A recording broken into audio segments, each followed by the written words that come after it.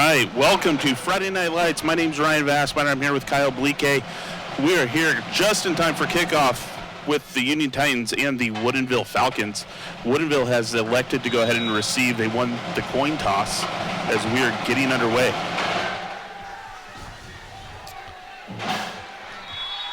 And that ball is going to go ahead and roll into the end zone. That's going to come out for a touchback. Welcome here. It's Friday night.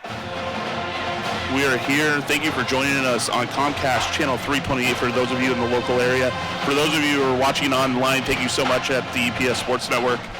Kyle, what are your thoughts to start tonight? We have a heck of a game. We get to see how Union responds from last week's field goal situation. We get to see a rematch from about 357 days ago. Ryan, can you tell us a little bit about that game? Yeah, almost a year to the date. Union did lose to the Woodinville Falcons 44-23. That took place on September 13th of last year. So Titans are certainly looking to go ahead and get some revenge tonight as the Falcons start their first drive. That ball was handed off to the running back, Santiago Hernandez, and it's going to be a short gain of about 3. Looked like Blake Childreth on the tackle there. Both teams last week losing by a field goal. Again, it's going to be I'm fascinated to see how both teams respond here. It's not a league game, but you never want to be 0-2 to start the year. Yeah, both teams coming off a struggled season last year. Both teams having losing records. It should be a really tight game. This one's tossed out to number 15, Owen Milnes. And it looks like he's going to be able to get enough for the first down. Mo'u Latoya takes him down, but again, like Ryan says, they are going to move the chains there. The quarterback for the Falcons tonight, number 4, true freshman, Drew Sorensen. I guess in high school they're all true freshmen, aren't they? Not too many redshirt freshmen in high school, no.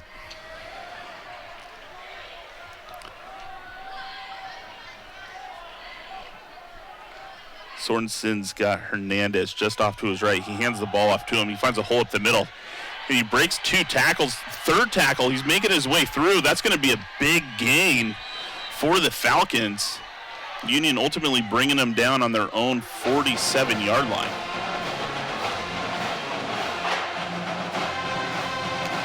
It's a good little replay. Yeah, you see Hernandez just finding his way through the middle. Like he's covered in butter or something, just breaking tackles all over the place out there. Yeah, ultimately looks like that was number 6, Blake Childreth, with another tackle.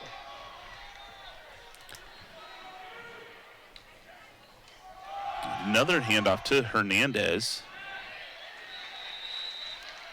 He's going to get about a gain of about 4 on this carry. Noah Cruz-Ross takes him down there. Woodinville's going to keep just pushing forward.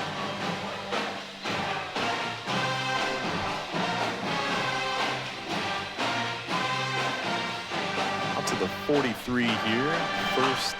Second down, 6 to go.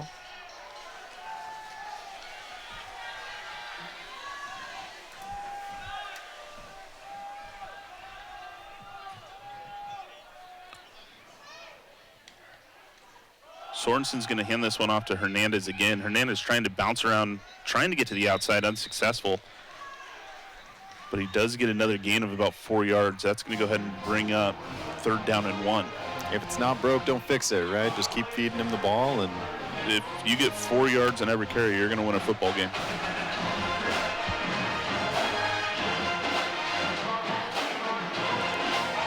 Santiago Hernandez up to 4 carries already here in about 3 minutes into the game.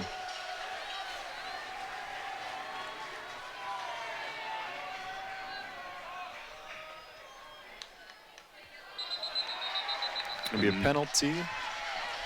Yeah, that's going to go ahead and back the Falcons up. Looks like it was the far receiver, Rohan Darmaj. Just getting a little antsy on the line.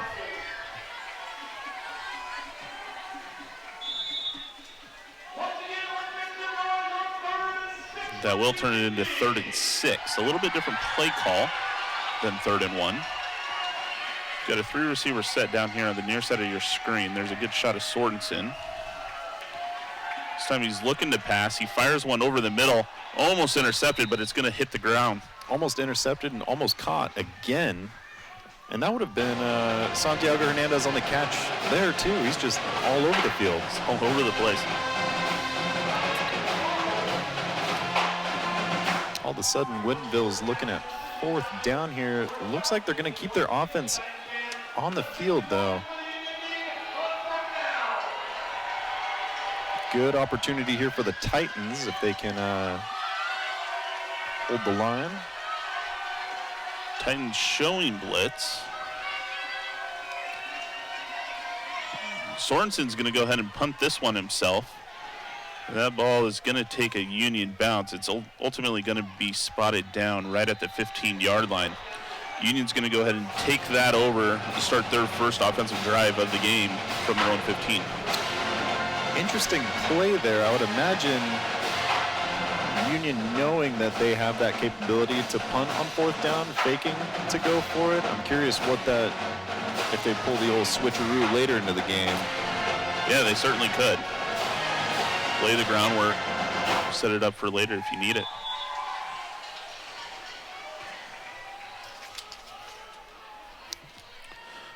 All right, the Union offense is going to go ahead and take the field.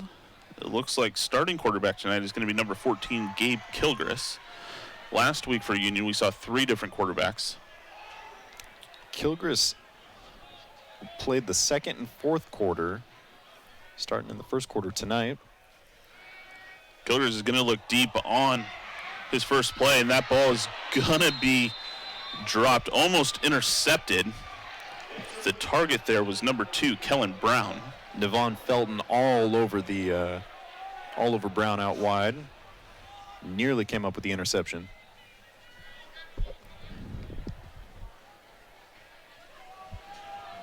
Here's a good replay.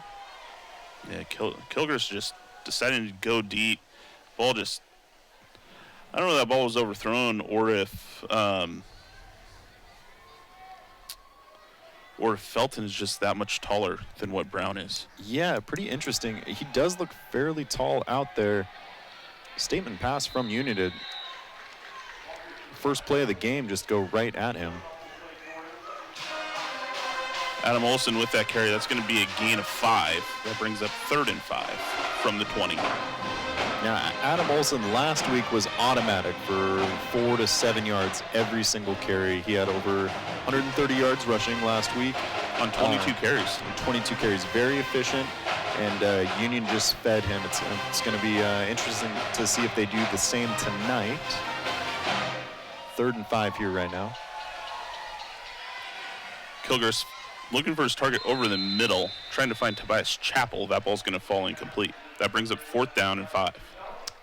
And for that ball to drop, too, he was really going to have to thread the needle there. There were 3 or 4 Woodinville Falcons right around him. Union going 4 and out. Going to punt it right back to the Falcons here. Santiago Hernandez back to receive.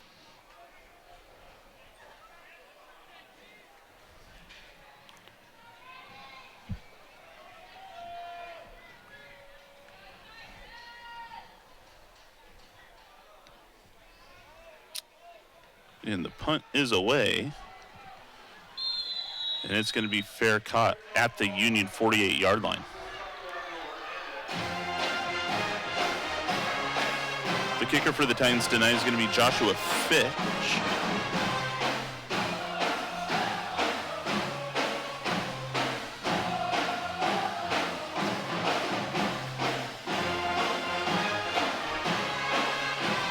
Head coach for the Titans just talking to Mo Ulatoya, one of the Titan defensive linemen here. Back in at quarterback is Sorensen.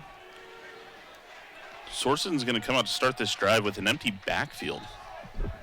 He's got a 5-receiver set, and he's got Hernandez in motion. That ball's going to be handed off.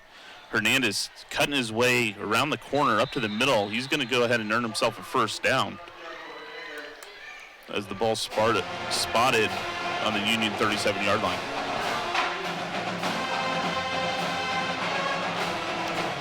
Braden Kohler coming into the game for the Titans. Noah Cruz-Ross going to sit out this play here.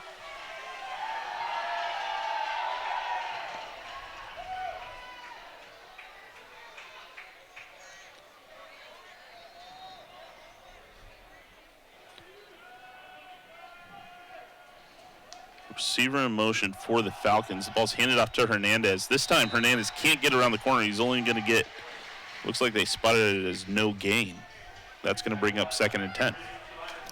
Looked like Tobias Chappell on the tackle. Got to him early. Able to take him down.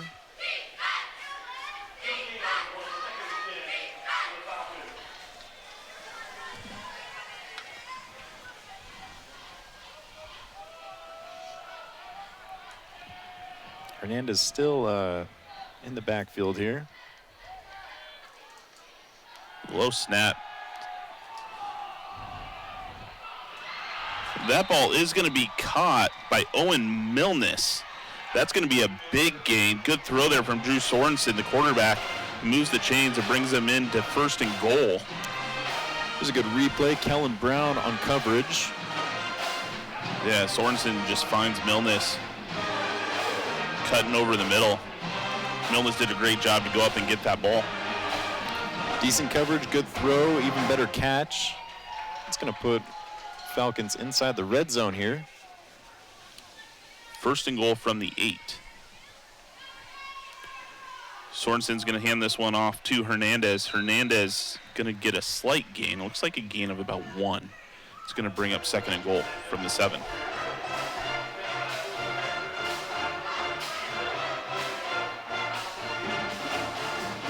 A couple of Titans coming off the field here.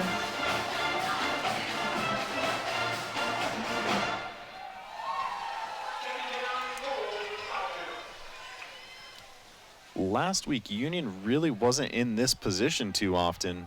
Defense back on their own goal line. See if they can hold firm here. Sorensen rolls out. He's looking for Chase Balin. That ball is going to be incomplete as Balin not able to go ahead and bring that one in. Balin in addition to the backfield for the Falcons. Several new Woodinville players coming onto the field now. Let's give a go at 3rd down.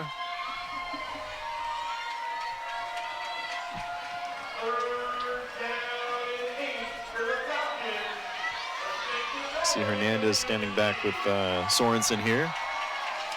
Hernandez has been pretty much automatic for 5 a carry.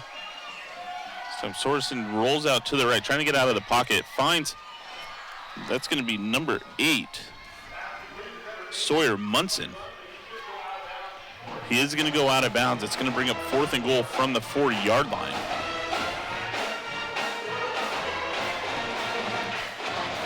Tough to tell what the, looks like we are going to bring on the field goal unit here.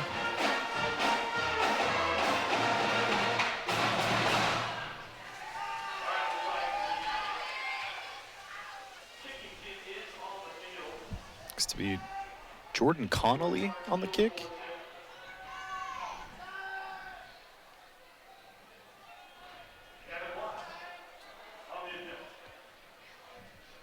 It looks like the attempt is going to be by Gavin Watts. We've got a delay of game penalty called on the Falcons, so that's going to go ahead and back them up 5.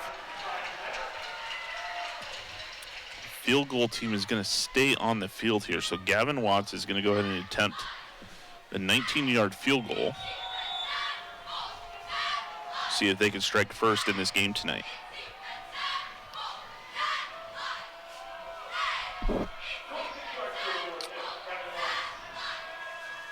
Hold is good.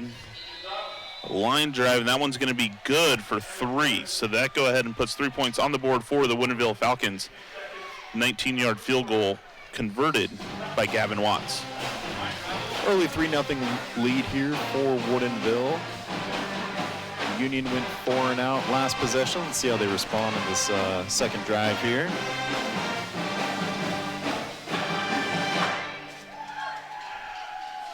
Kyle, this game has a very similar feel to how the evening game started last week. It does. I don't remember Union going 4 and out too often. I know they didn't have to punt. They just kind of turned it over a bunch last week. We're going to see if they keep feeding their backfield and see if they can kind of do some damage on the ground game. I am fully on board with a repeat of last week, though. Last week was great. If those of you who are not aware, it was a real barn burner. Union ended up losing to Evergreen in overtime, but it was a great game. And in the 5-6 years I've been doing this, probably one of the best high school football games that I've ever been a part of. So if you want a treat, go ahead and go back and watch that one. All right, we've got Gavin Watts lined up on the 40 to go ahead and kick this ball away. Looks like it's Kellen Brown and Adam Olson to receive. Olson is going to receive that at the 8. He finds his way up the middle, looking for additional holes, and he's ultimately going to be brought down on the 40-yard line. So a good return for Adam Olson to start this drive out. And that's going to be the man to watch out for all game, too, as far as Union goes. They're going to give him the block and see what he can do with it. Kilgore staying in here again. Here's a good replay of this return. Yeah, Olson just slicing and dicing his way. Ultimately brought down right there at the 40-yard line. Some good blocking by Union and no hesitation from Olson as well. Kilgore staying in, and like Ryan mentioned last week, we saw sort of a constant shuffle back at quarterback for the Titans.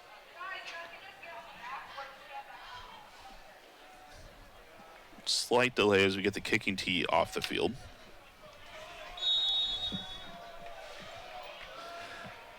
All right, Kilgore has Olson off to his left. That ball is going to be fumbled. It looks like the Falcons have recovered. We're going to see what the official call is.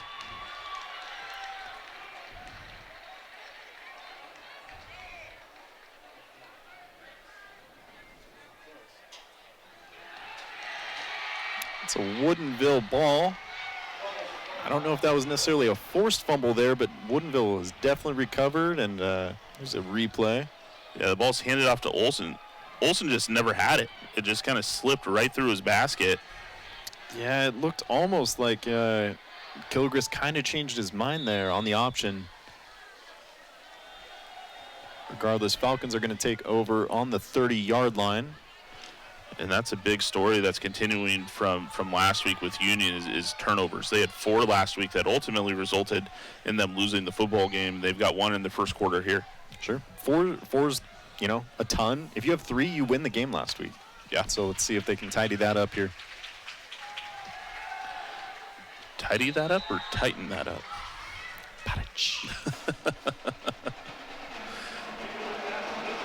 I do have to give, I got to give Kyle credit for that one. He said it in the pregame, and I just couldn't help myself.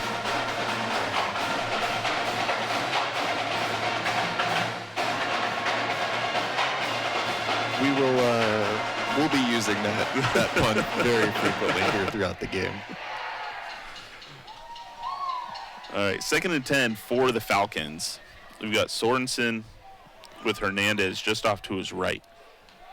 2nd and 10, back to Hernandez. Hernandez is going to go ahead and get a gain of 2 as he fights his way through the middle. A slew of Titan defenders there. I believe that was Sean Mitchelltree first to the ball.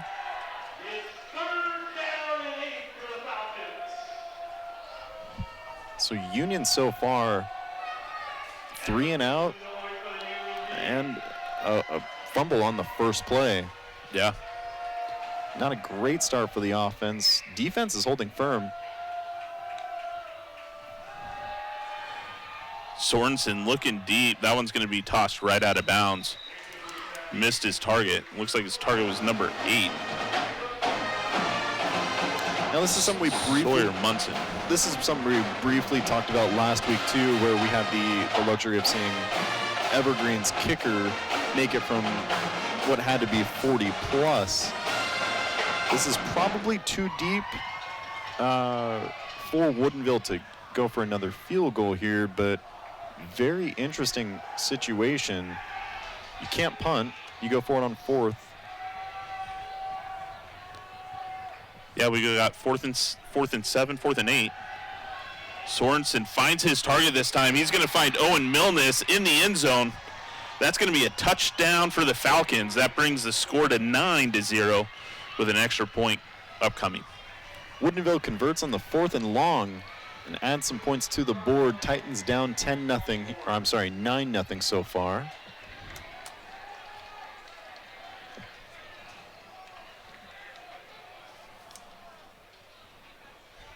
Falcons coming out for the extra point try. Watts back on the kick.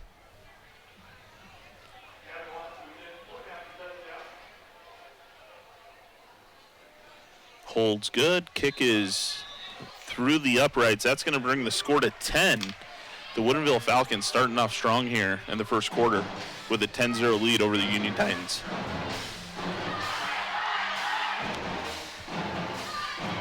See this replay of the touchdown. Sorensen just finding Milnes wide open as he slants towards the middle. Great run and great play call there for Woodinville.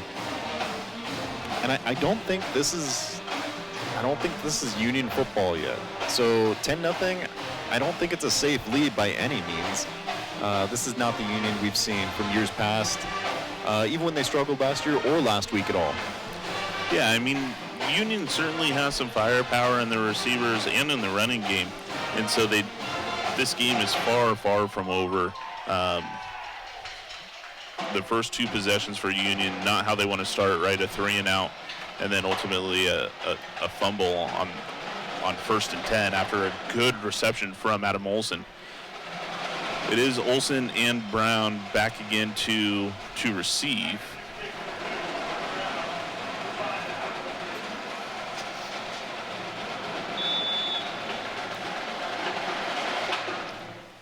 This kick a little shorter. It's going to be fair caught. You don't see too many fair catches on a kickoff, but that's A-okay. Union's going to start right around the 20-yard line. Yeah, Quentin Quasey, the one to bring that one in.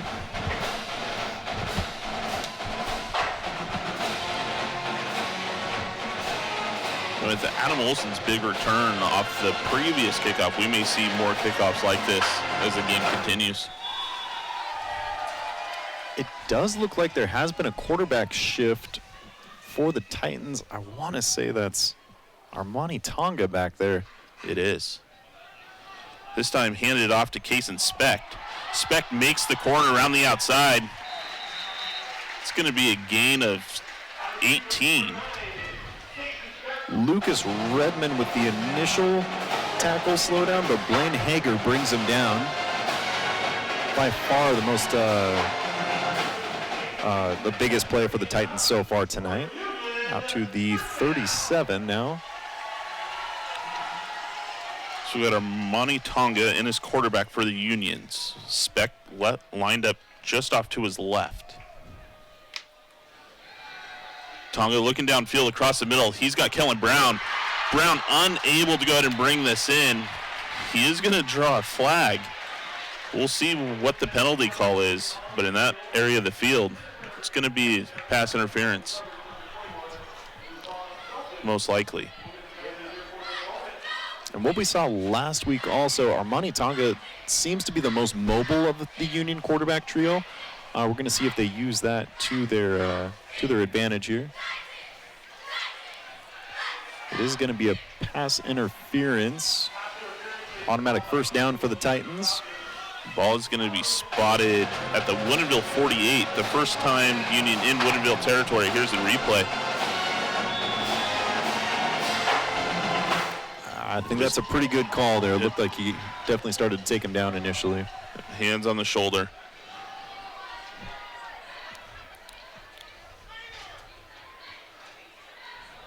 Tonga hands this one off to Specht. Specht trying to find his way through the tackles. He's going to get a gain of 3 on the play. That brings up 2nd and 7.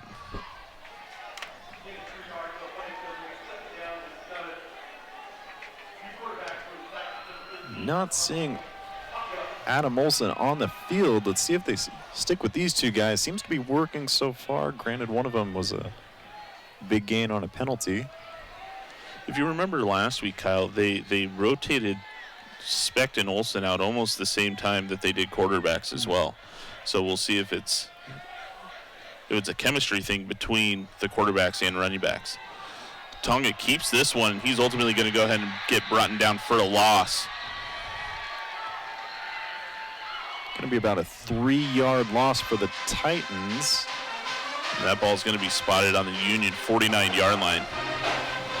That brings up 3rd and 13.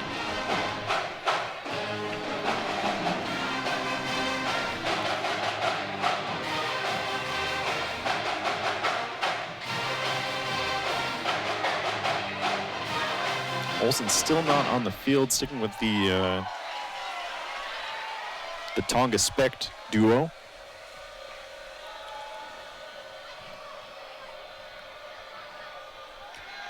Tonga looking downfield. Right through the hands of Porter Heitch. I'm sorry, that was Logan Althusius. Yeah, hit Althusius right there in the hands. Althusius just not able to go ahead and bring it in. It brings up 4th down, 4th and long. Joshua Fish, the punter for Union. Hernandez back to receive again, right around the 20-yard line.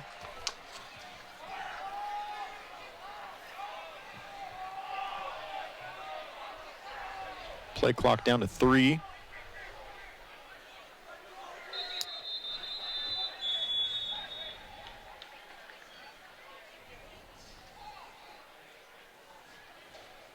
Now, was this a penalty or was this a... I don't know if they got... It is going to be delay a game. I wasn't sure if Union got a timeout call. Yeah, I didn't see any flags out there, but... Yeah, so it's going to back him up 5. That brings up 4th and 18. Still a punting situation here for Joshua Fish. Again, almost looked just a little uncharacteristically sloppy from Union, bringing on the 11th man right at the very end, just kind of losing track of time. See if they can tighten that up here.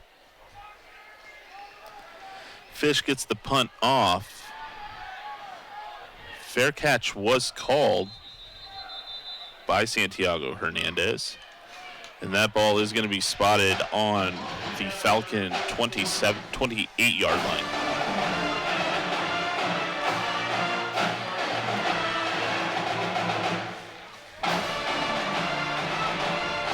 And the quarterback running back tandem for Union, almost like battery mates in baseball with a pitcher catcher. You don't see that too often, especially at any level of football, really.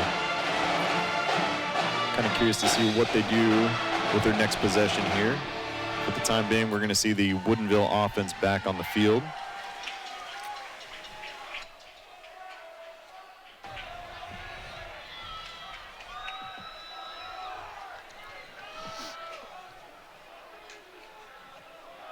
Sorensen finds his target, Roman Darmage,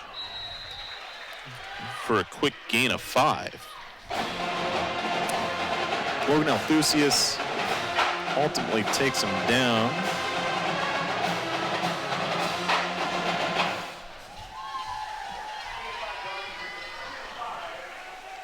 Just under a minute left in the first quarter here.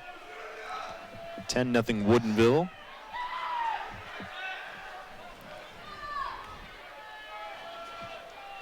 Sorensen's got trip receivers down here near the bottom of your screen. He hands this one off to Hernandez. Hernandez trying to break up field. And he's going to go ahead and get the first down. That ball's going to be spotted on the 40-yard line. Althusius again on the tackle.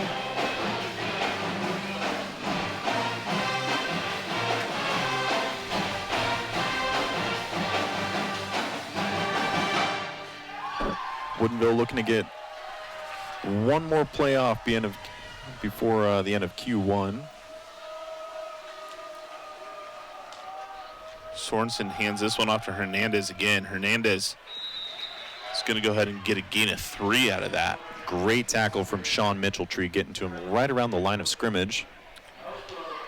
And that's going to go ahead and bring it into the first quarter. We've got the Woodinville Falcons 10, the Union Titans 0, as we swap sides of the field here and we move into quarter 2.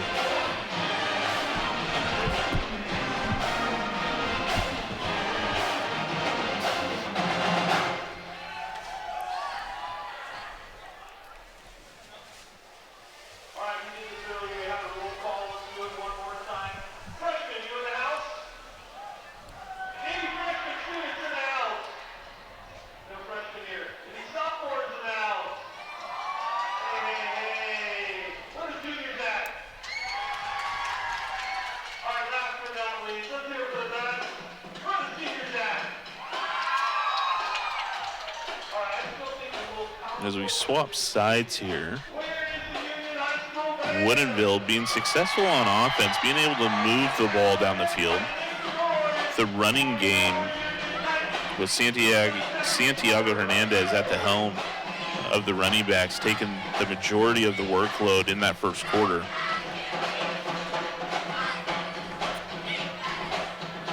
The one passing play that the Falcons were able to convert did end up in a touchdown, and that was credited to Owen Milness on a long 4th and long conversion.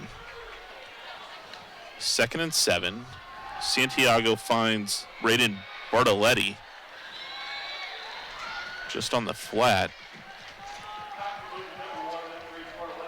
And they are going to spot that ball right at the 50-yard line, and it is going to be first down. So first down and 10 for the Woodinville Falcons.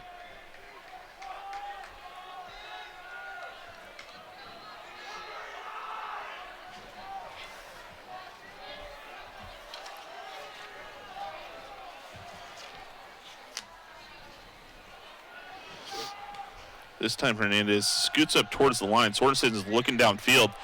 He finds his target towards the middle. That's Roman Darmaj with the big completion. He's ultimately brought down at the 10-yard line, but that's a big passing play for the Woodinville Falcons. Sorensen here immediately looking downfield and finds Darmaj wide open.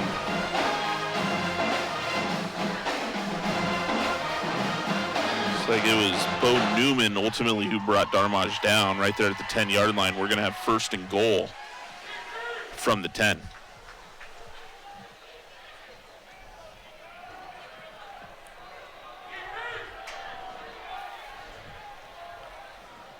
Sorensen has Hernandez lined up just off to his right. He does hand the ball off. He's going to be immediately stopped for no gain. That's going to bring up second and goal.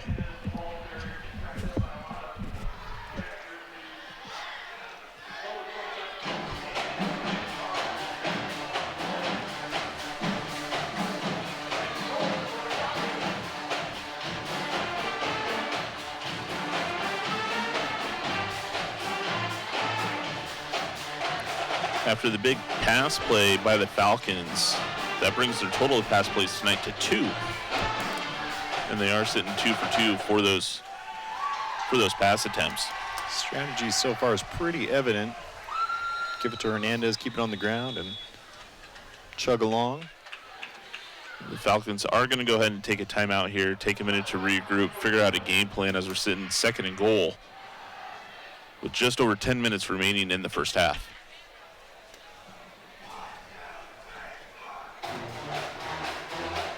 Union's secondary was tested a little bit last week, but definitely looking a little shaky here in the early goings tonight.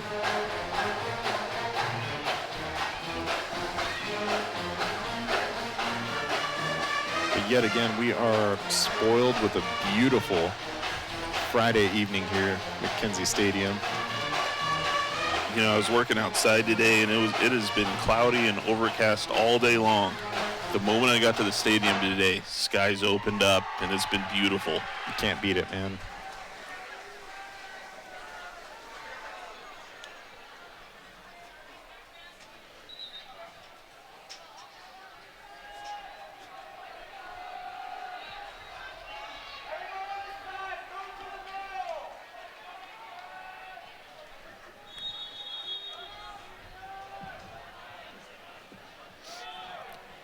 Out of the timeout. Looks like we got a small uniform issue for the Titans.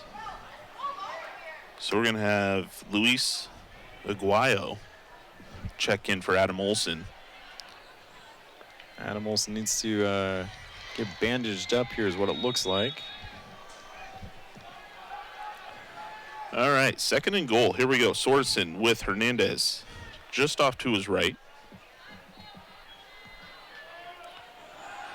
Sorensen looking to pass, and he finds his target, Braden Bartoletti, wide open in the corner of the end zone. That's going to be another touchdown for the Woodinville Falcons.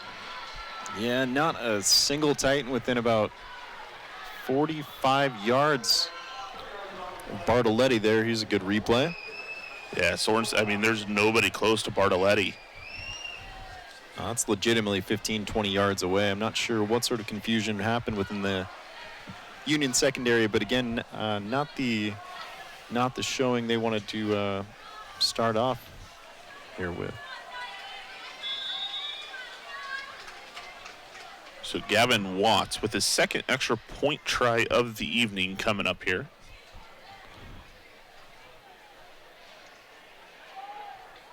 And that's going to be a line drive into his own offensive line.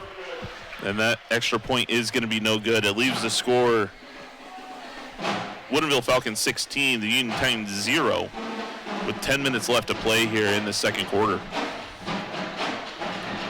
A couple of punts and a fumble for Union so far. Let's see if they can get back on track here.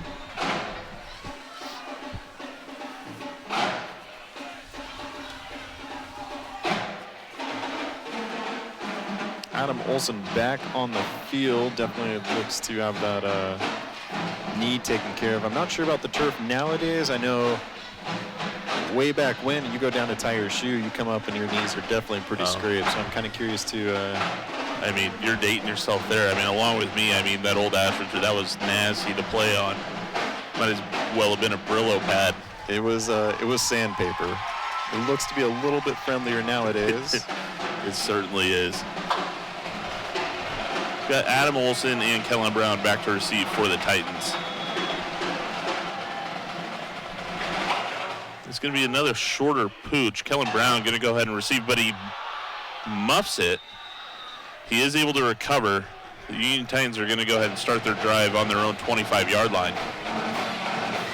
The Falcons really trying to avoid putting the ball into Kellen Brown or Adam Olson's hands on those kickoffs.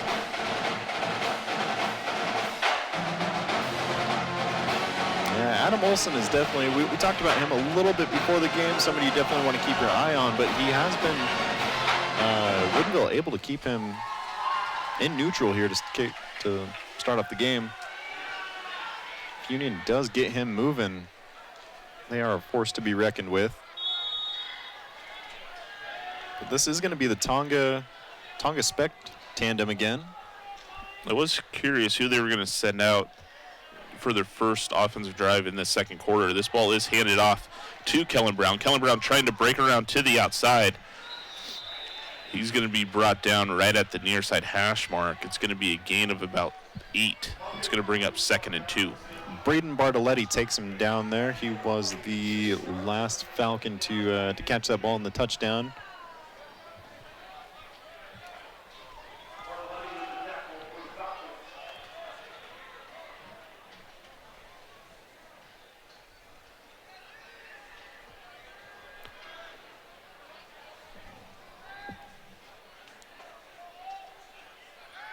Tonga finds, looking for Tobias Chappell over the middle. Chappell certainly had created some space between him and his defender. The ball was just overthrown slightly high, not able to bring it in. Good look there. Definitely seems to be, Titans definitely trusting Tonga to pass more often than the other quarterbacks. Even last week is kind of how that seemed.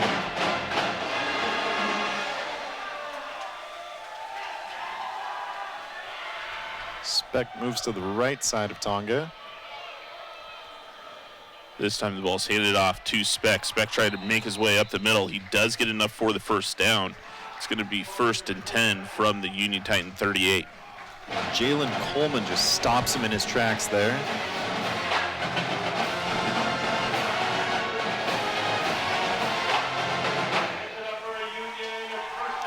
Tobias Chappell comes off the field.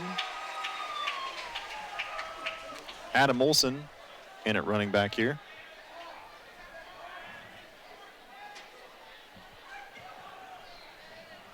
That's the first play we've seen with Tonga Olson. Tonga dropping back to pass, finds his way back up into the pocket, but he's going to get brought down for a loss. Noah Folks takes him down behind the line of scrimmage. It's going to be a loss of 3. That brings up 2nd and 13 from the Union Titan 35.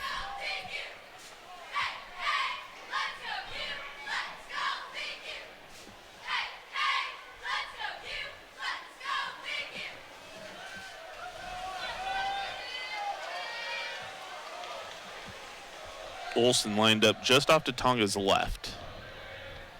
This time his ball's handed off to Adam Olson. Adam Olson finds his way up the middle. He's going to get a gain of about 5. Maybe 6. That brings up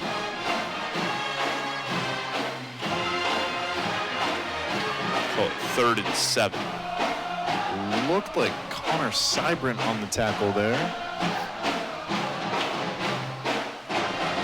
Big play here for Union.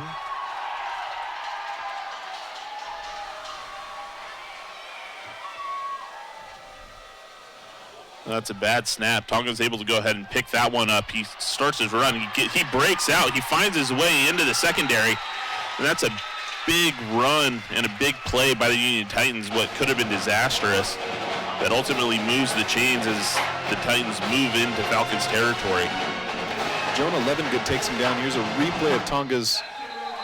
Yeah, it was just a bad snap, and Tonga was able to go ahead and scoop it up and takes off with it. Yeah, had some good blocks. Making something out of nothing there. Huge, huge gain for Union. Yeah, at that point, even if you recover the fumble, again, you're looking at 4th down and a punt. Now you have a fresh set of downs inside Woodinville territory. Huge play from Tonga. Yeah. Adam Olson's still in as the running back.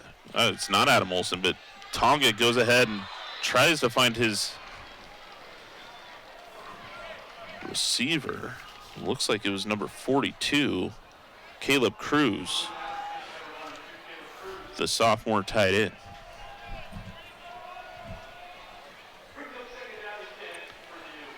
The incompletion will bring up 2nd and 10. 7 minutes to play. Clock stopped due to the incompletion.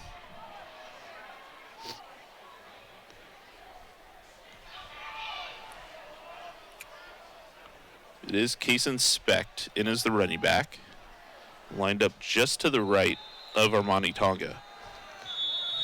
And we're going to get a timeout by the Union Titans. Coach Payne not liking what he saw as the offense lined up. He'll take a moment to regroup.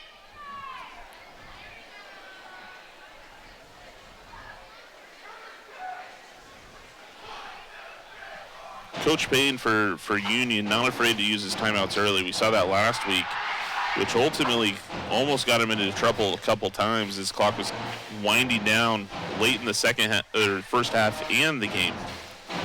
It did work out about as good as it could have. Yeah. Aside from not securing the dub. But as far as time management goes, he seems to know what he's doing out there. Oh, he certainly does. He certainly knows what he's doing. But yeah, definitely not afraid to use those timeouts early.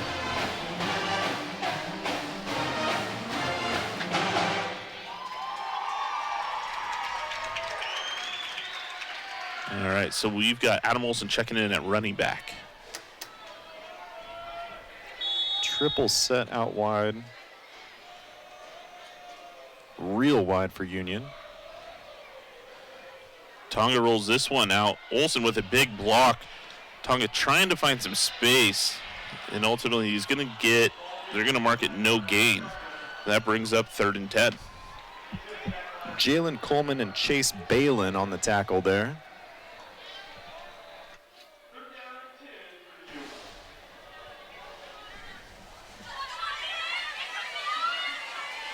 secondary for Woodinville just locking down the Union receivers in the early going so far.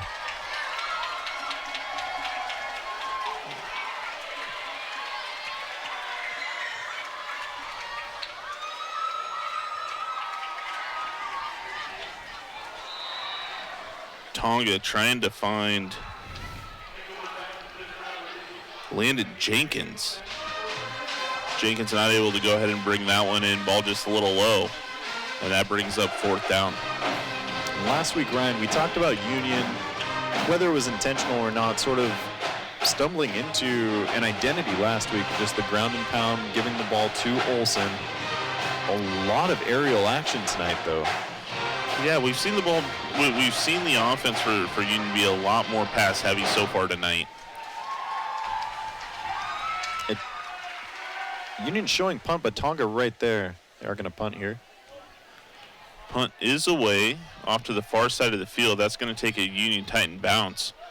And that's going to roll all the way down to the 5-yard line for the Woodinville Falcons. They're going to start that drive over at their own 5. 6 minutes to play. What a beautiful punt from Fish there. Yeah, Fish went opposite side. He started here on the near side hash mark. Another big opportunity for the Titan defense here to keep Woodinville contained inside their own 20-yard line, inside their own 5-yard line.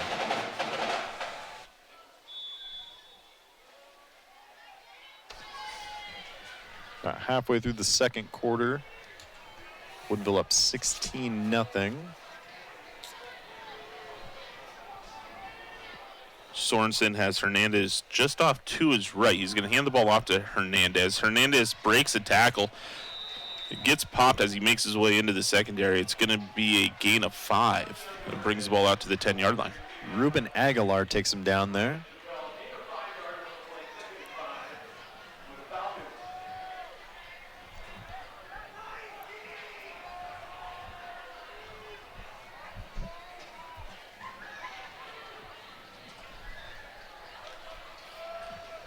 Woodinville now on their own 10-yard line. Bunch set of receivers off to the left for Sorensen. Sorensen pitches this one out to Braden Bortoletti. Bortoletti trying to make the corner. He's going to get a gain of about 6, and that's going to be enough for Falcon first down.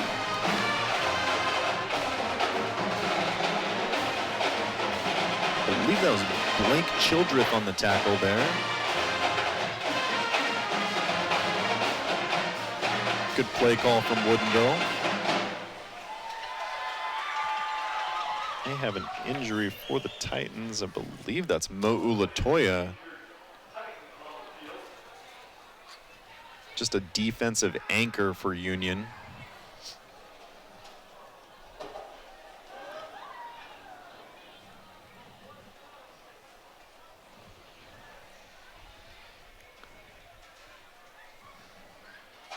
Yeah, Latoya, I mean, a 6'3", 225-pound senior linebacker. Good to see he's up and moving because that would have been a big loss for the Union Titans.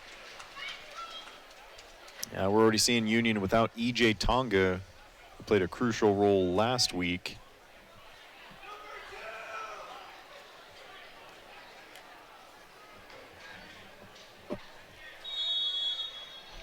Really hoping Latoya's all right out there. Luke Holdaway now taking that position. Sorensen's got a bunch set of receivers here right in the center of the field. Sorensen pitches this one out to Hernandez. Hernandez tries to find his way through the middle. He gets popped after a gain of about 5. There is a flag on the far side of the field. Tobias Chappell just stops him in his tracks and takes him down.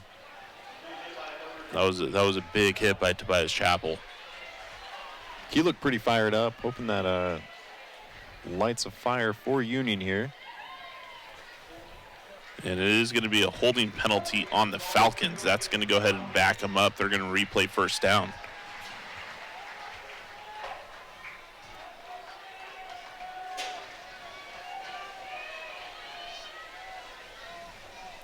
So it's going to back them up to their own 8-yard line.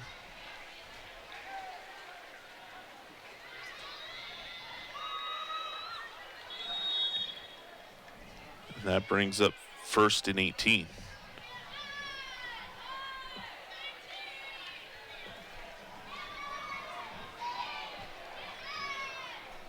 Looks to be Gavin Watts in the backfield for Woodinville.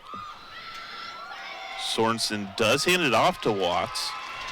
Watts able to break the first contact. It ultimately is going to be no gain. Childreth first to the ball there.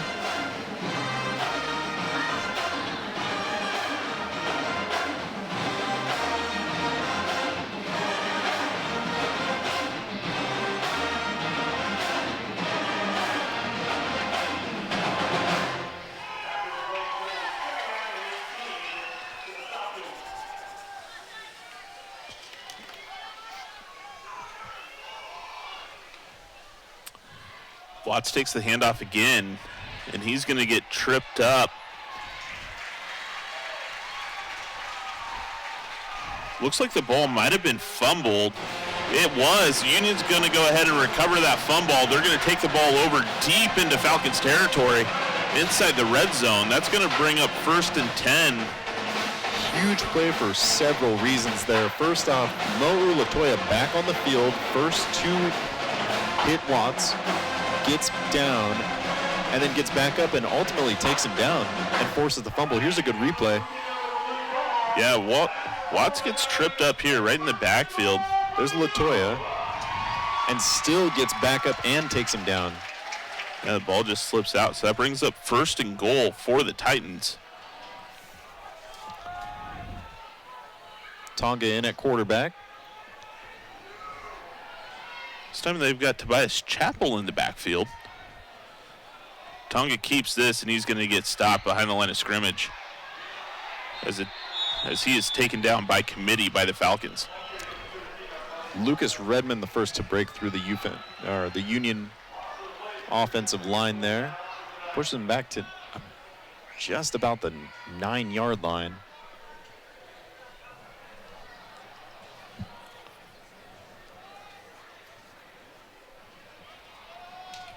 A lot of indecision on that last play. Let's see if Union can capitalize inside the 10-yard line. So we've got Gabe Kilgris in his quarterback now for the Titans. Adam Olson back in his running back. Kilgris looking left, scrambling outside the pocket. And it looks like he did find his receiver. Looks like that was Blake Childreth. Childreth shakes loose from Jonah Levengood, able to find the end zone. Yeah, Childress completes that pass for a touchdown. That puts 6 points up on the board for Union. Childress down on the sideline with an apparent injury. Hopefully that young man's okay. As the Union Titan cheerleaders celebrate the first touchdown of the evening.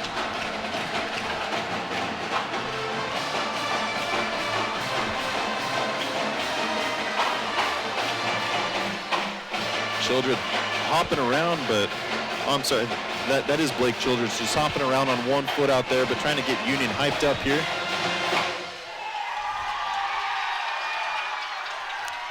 Kilgris back to hold.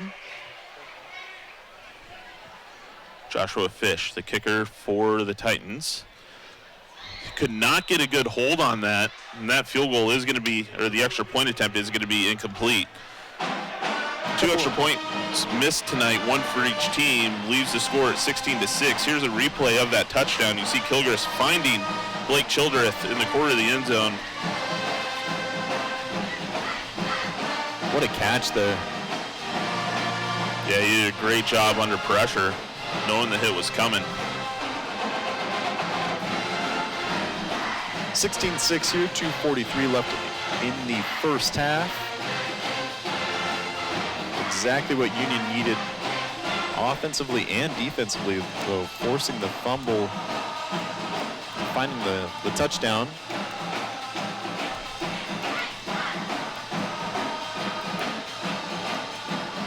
Prior to that fumble, too, we saw Woodinville go with the punt from quarterback Drew Sorensen, giving the ball to Watts, who is their actual punter, kicker, opens up some interesting special team scores as well. Keep an eye on that moving forward. They have the tools at their disposal to fake a punt, fake a kick, get creative on that side. Yeah, things could certainly get interesting as the night moves on. Back to receive for the Falcons is going to be Santiago Hernandez and Braden Bartoletti.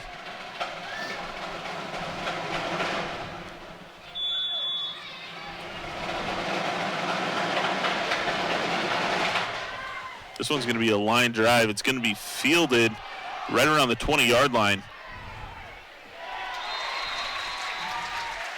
Great tackle from Caleb Cruz there.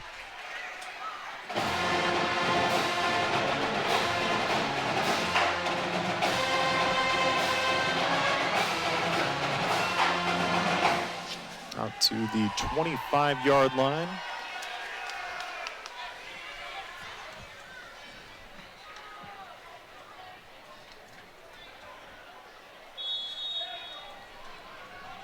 Two minutes, 39 seconds left remaining in the half as the Falcons start this offensive drive.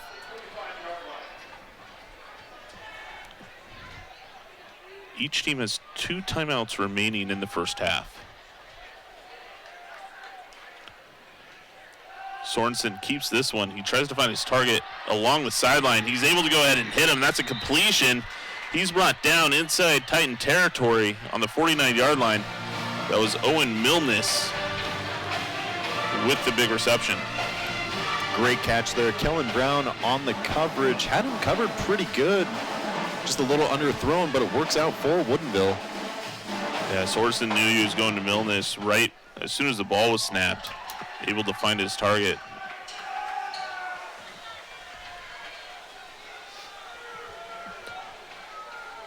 Bunch receiver set here on the near side of your screen.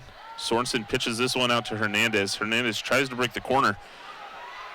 He's going to get brought down right at the 45-yard line for Union. It's going to be a 4-yard gain, brings up 2nd and 6. Ryan Carl takes him down, but again, another reason why Mo Ulatoya is just a defensive wrecker back there, also involved in that play.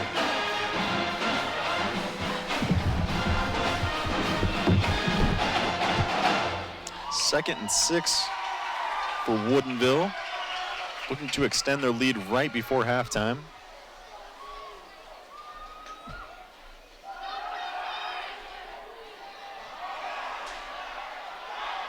Couple of missed tackles there. Union able to bring him down right around the 41-yard line. Looking at 3rd and 2 here. Minute 15 before halftime.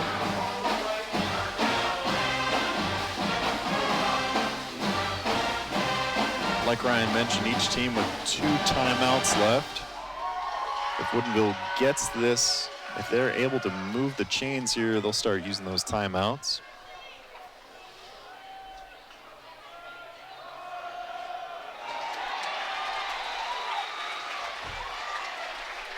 Great tackle there, Michael Tights.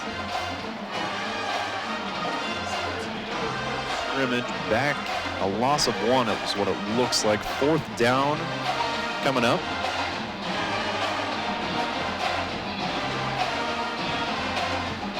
Union gonna let the clock.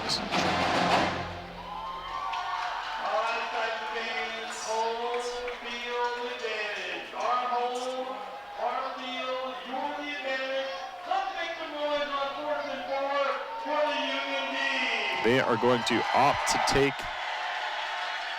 the delay of game penalty. Sorry, it looks like timeout Woodinville, punting from their own, from the Union 42.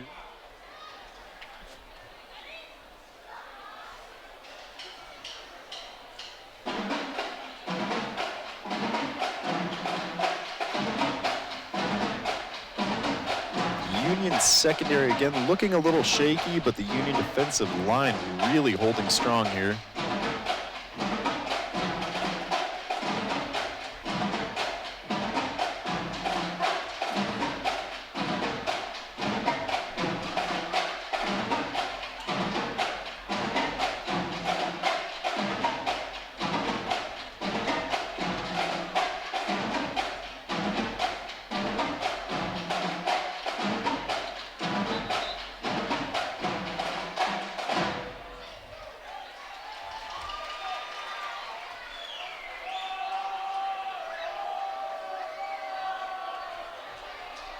Now, Woodinville did use their quarterback, Drew Sorensen, to punt earlier in the game. Let's see if they do the same here.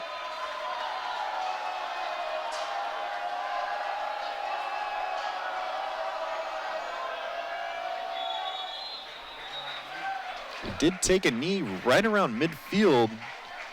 7 seconds left. It's going to be Union ball at the 50. I'm sorry, at the around 48.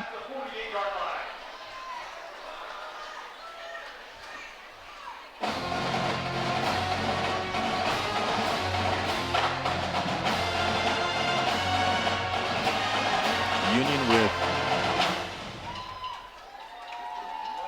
time for 2 plays, more than likely just a single play before halftime here.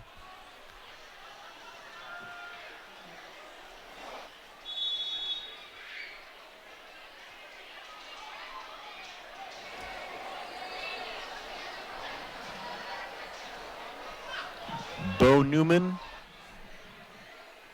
Cameron Roy out wide for the Titans. Kilger's back in at quarterback.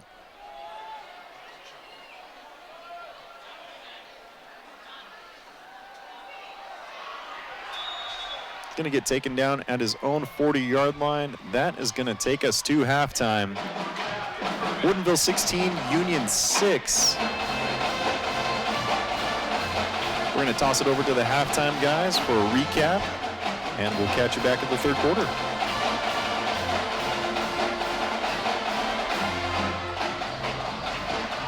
Hello, everybody. Matt Griffin here for EPS Sports, our halftime show. I am joined now by Ryan Vassbinder to talk about the first half action between the Woodinville Falcons and the Union Titans.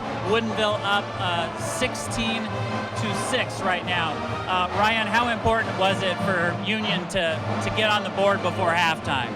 Oh, it was very important. I mean, Union really struggled offensively, and I think it's a lot of the same as we saw last week in turnovers. Turnovers killed Union last week.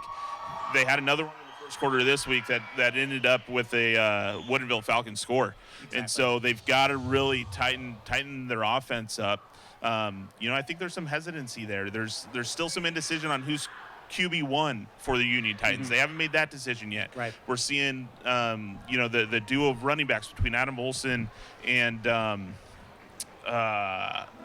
Specht, right? Mm-hmm. And so they're still trying to figure out the personnel. And so they got to be consistent. And they got to be confident in what direction that they want to go, because there's certainly some hesitancy out there. Yeah, and we mentioned, just right before the half, there was a quarterback keep play, and there was no forward motion after that. Right. And he took it for a loss of 9 yards.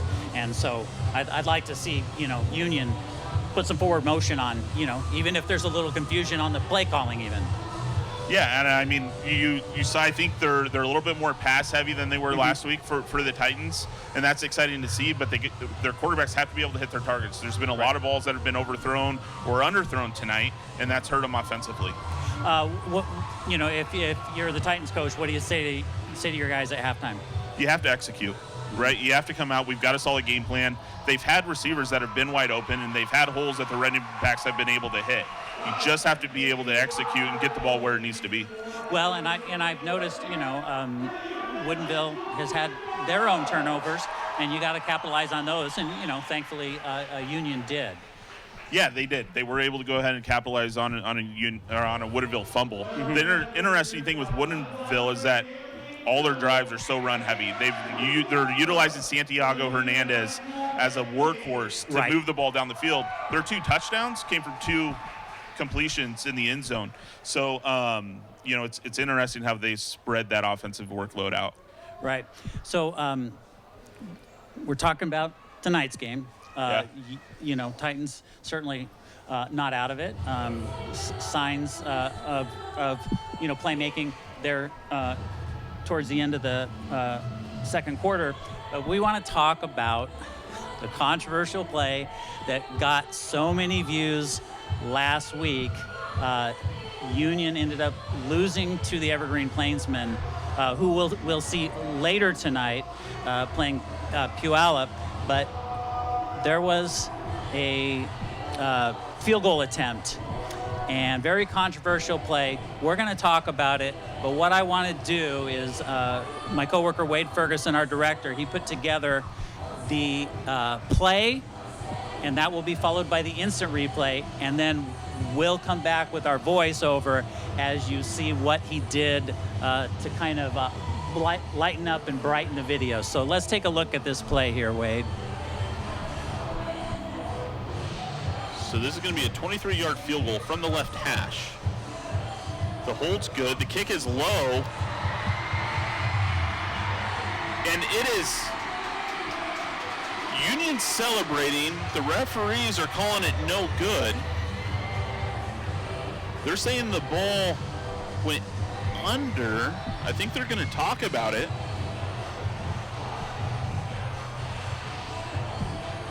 Main referee is saying no good. From our angle, I couldn't tell.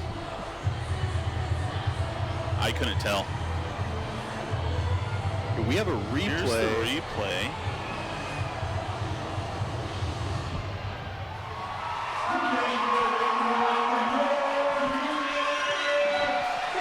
You know what? I don't know. It's too hard to tell.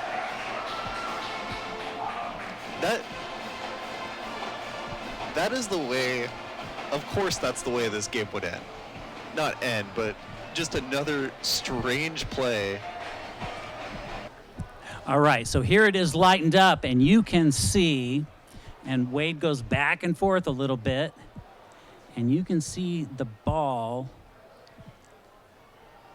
just, it looks to me and Wade like it just hit the bottom of the crossbar and took a slight deflection up, but they ended up saying it was no good, and I believe the man you saw gesticulating in the Union Titans gear was Principal Greg Brown saying It was. You know, and certainly you saw the Titans players celebrating, while I think interestingly enough it looked as though the Plainsman players were looking a little dejected, but then they called it no field goal. Yeah, they did call it no good. And after looking at it, and I went back and I looked at that night, and I watched it in the replay when it happened live, and in my opinion, the field goal was good. Now, it's tough, right? The Right. officials, I mean, it's a tough call to make. It was so close, right? And for it to just barely, in my opinion, barely make it over the bar. But ultimately, I talked to one of the Union coaches after the game last Sure. week. And, they said, we think it's good. We have a lot of people think it's good, but at the end of the day, we turned the ball over 4 times. And you can't win Right. football games when you turn the ball over 4 times. Well, and like I talk with you, the purpose of showing this again isn't to cast aspersions at any of our officials, playmakers like that. Things happen sometimes, but I think it was probably good and could have changed the tide of that game and maybe given, Union a little more confidence that they seem to be lacking. It could have. It would have ended the game last week. Sure. I mean, it was as time expired. So Right. Well, we're gonna talk about it again from the Evergreen perspective during our second game. So stay tuned for that. That's coming up around 7:30 or so. Again, not always time specific because the teams have to have at least 20 minutes of warm-up time between games. So while we get ready for second half action, I want to tell you about some digital art students at Heritage High School who recently teamed up with a visiting teacher and filmmaker from Australia to make a first-of-its-kind movie called The Boomerang Bond.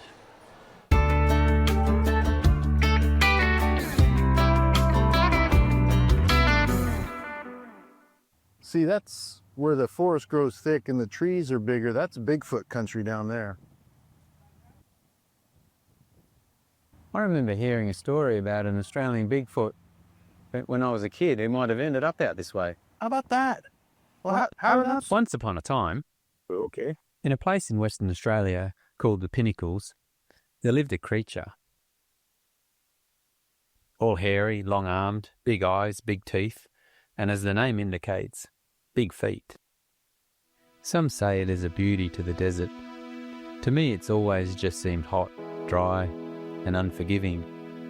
The Australian Bigfoot didn't mind it so much, but it was pretty lonely. It hadn't seen another Bigfoot ever.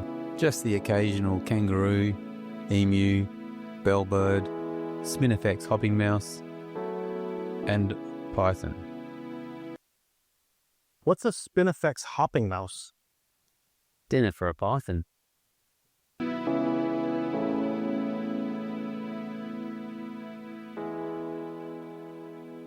One day, it mixed some of the red sand with water and made paste. And with the paste, it wrote a message on a boomerang. It held the boomerang as hard as it could, and for once in its life, hoped it wouldn't come back. It flew and flew and flew, past Uluru, right over the Sydney Opera House, across the Great Barrier Reef, and right across the Pacific Ocean. Across the ocean? How though? I reckon magic, one assumes. Right. Anyways, as I was saying, across the Pacific Ocean, under the Astoria Bridge, through the San Juan Islands, past the Space Needle, over Old Town. That route doesn't even make sense. It's flying everywhere. North, south, east, west. That's not even how a boomerang flies. Ah, magic again? What a serious. Finally, the boomerang flew into the thick forest of the Pacific Northwest and wham! Hit the head of an unsuspecting North American Bigfoot. The forest, as you well know, can be its own type of unforgiving. Rain, wind, cold. But the North American Bigfoot didn't mind it so much. But it was pretty lonely. Just the occasional black-tailed deer, owl, tree frog, and timber wolf. So when it read "Friend Wanted," the reply came quickly. It grabbed some berries and wrote back.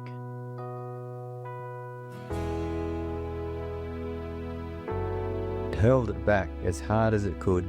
Off it flew.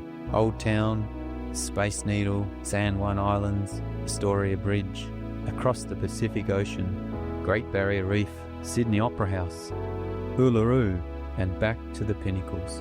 The Australian Bigfoot was overjoyed. Magic again. Precisely. It finally had a mate, a pen pal of sorts, a friend. Back and forth they wrote messages and threw the boomerang to one another, forming a friendship and bond.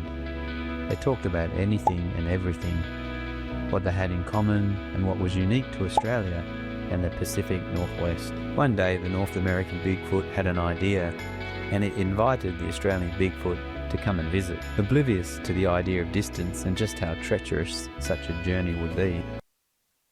Couldn't it just use, magic again? Strangely, no. Anyway, as I was saying, off it flew. Space Needle, San Juan Islands, Astoria Bridge, the Pacific Ocean, to the Great Barrier Reef. Whomp! A great white shark snatched the boomerang and ate it. Wait, what? That's it? Ate it whole. Message never arrived. No invite received. Just end of story. By then I should have been asleep anyway.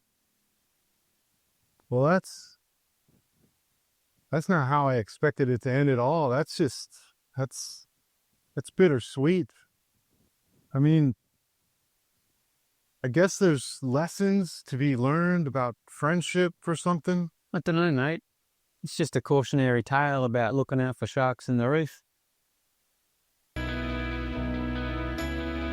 Though I suppose it's one of those stories where you can imagine a different last chapter on your own.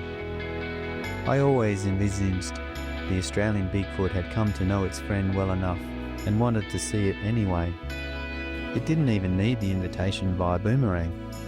It probably hiked past Uluru, Old Town, right here to Keegan's Theatre. Two friends together, having fun. You know, I like that ending. Those two are probably out there playing with each other. They don't even have time to interact with us humans. It's magic. It's the magic of friendship. One assumes.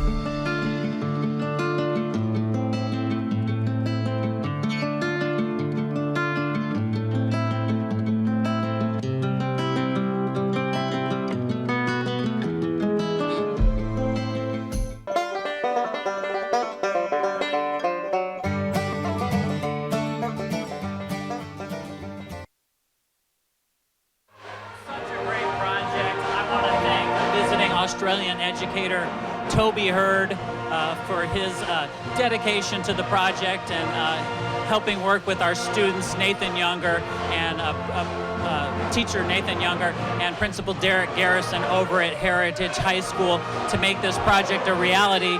And Nathan Younger and the folks over at Heritage had such a great time with this project. There will be a sequel to the Boomerang Bond sometime later this year, and we will bring it to you when that happens. Right now, that's it for our halftime show. We are just a couple moments away from second half action, where the Woodinville Falcons lead the Union Titans 16-6.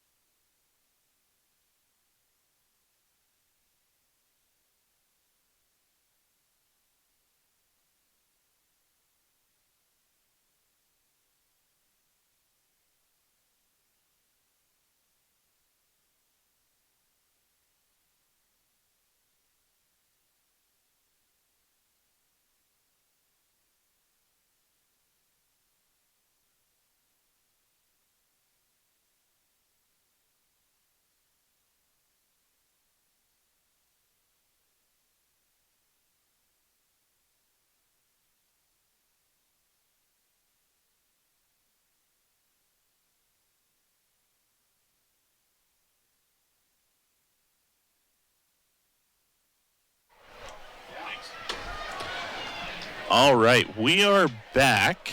About a minute to go before we go ahead and start this second half. Woodinville Falcons went into the halftime leading 16-6 over the Union Titans. Kyle, bit of an interesting first half as we started this game today. Back and forth, a little bit sloppy at times from both teams, but some moments of brilliance on either side as well. Yeah, I mean, I take a look at the Woodinville Falcons and their offense, and I mean, they have used Santiago Hernandez, their running back, almost extensively between the 30-yard line and the 30-yard line. Really, I mean, he has worked hard, and he has gained a lot of yards on offense.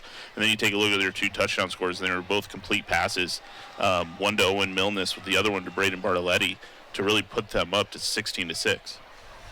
And Union on the other side really going with the aerial attack here, switching between Tonga and Kilgris, something we didn't see last week where they just almost exclusively ran the ball with Adam Olsen, but Woodinville so far able to keep Olsen in check. Union back to receive. And that is going to be fielded by Kellen Brown. Brown trying to find his way up the middle. Gets tripped up, and he's going to be brought down right at the Union Titan 34-yard line. And Once again, Adam Olson, well, it looks like he's going to stay on the field here, just going in for the play call. See if they can get him in a rhythm.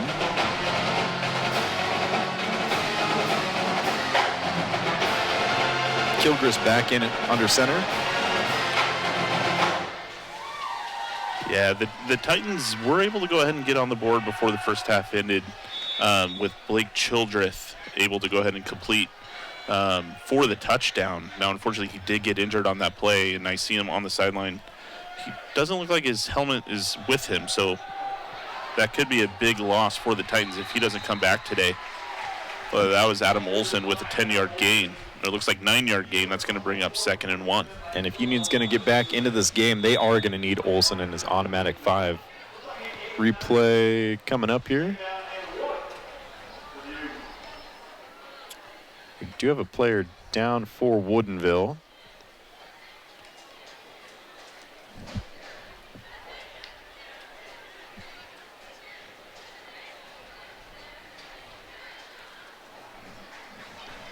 That was certainly Olson's longest run of the night so far. Yeah, here's that replay. You see Olson able to go ahead and find his way through the middle untouched into the secondary.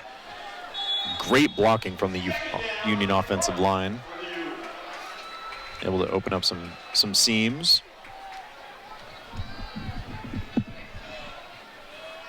Kilgris in a quarterback once again. We've got Adam Olson, who's going to go ahead and take the handoff.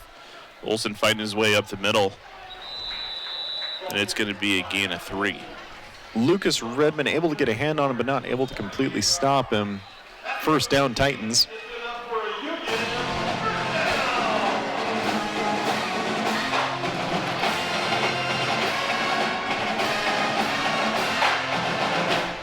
I don't know that we've seen Olson carry the ball twice in a row since early in the first quarter when Union went 3 and out.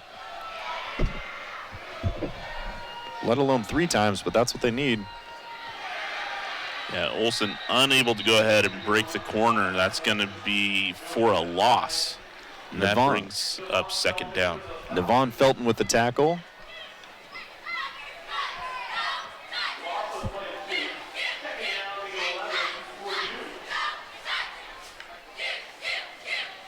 Adam Olson checks out of the game. In comes Kason Specht as the running back for the Titans. 2nd and 12.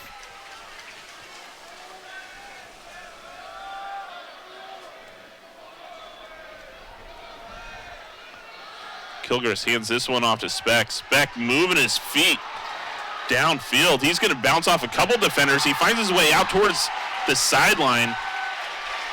And that's going to be a big gain for another Union Titan first down as that moves the chains. Devon Felton with an absolutely monstrous hit. I have no idea how Specht stayed on his feet. Look at this replay here. I don't know either. He looked like one of those rubber bouncy balls. Look at that hit. Knocked it backwards. An excellent blocking. Great run from Specht there. Yeah, I couldn't see who made that big block for the Titans, but it allowed Specht to get another 3-4 yards. Specht stumbles, trying to get out of the backfield. And again, just refuses to go down. Union's second half here has started run. Well, and that's where they saw the success last week, too.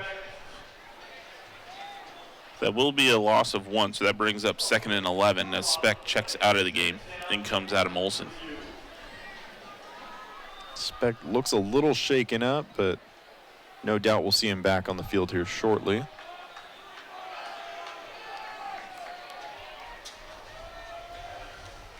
Kilgris hands this one off to Olson. Olson breaks it up the middle. That's going to be a gain of about 2. It brings up 3rd and 8. Chase Balin with the solo tackle there, able to take him down.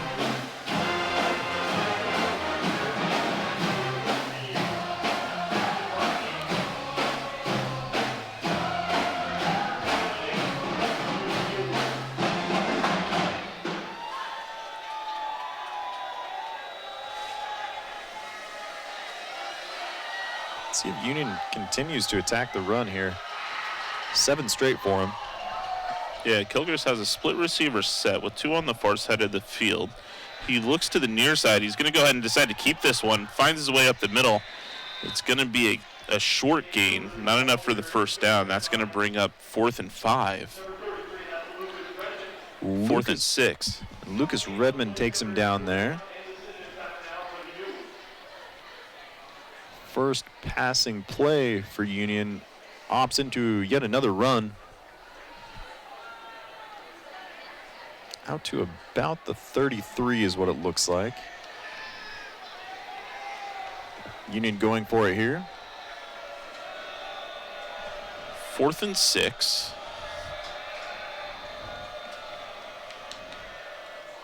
It looks like there was some miscommunication on the snap. Kilgris able to go ahead and field this. He's going to throw this one away.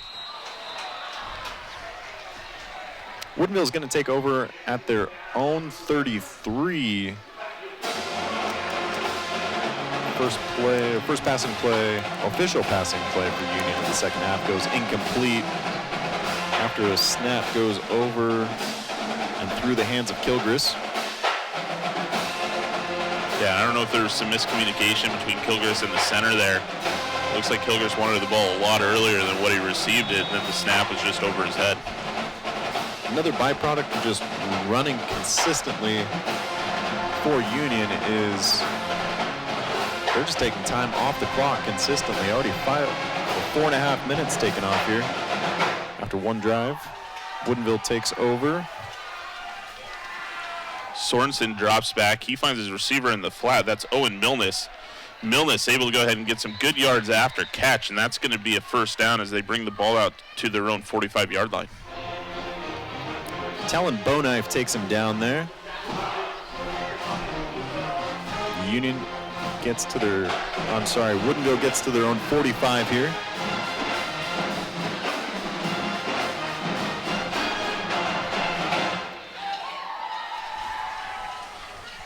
Sorensen and Hernandez. Sorensen's got really a 4-receiver set down here at the bottom of your screen. This one's handed off to Hernandez to the opposite side. Hernandez able to go ahead and get a gain of about 3. That's going to bring up 2nd and 7. We saw a lot of Hernandez in the first half. Let's see if Woodinville goes back to him here. You know, Woodinville has done a great job to run, and really the old adage is the run sets up the pass, and that's what we've seen so far tonight. A couple of huge passes from Woodinville, like you said, just all set up by the rushing attack.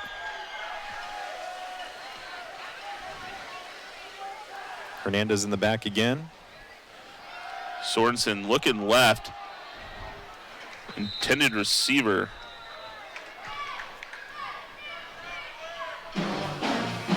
Was number 6, Rohan Darmash.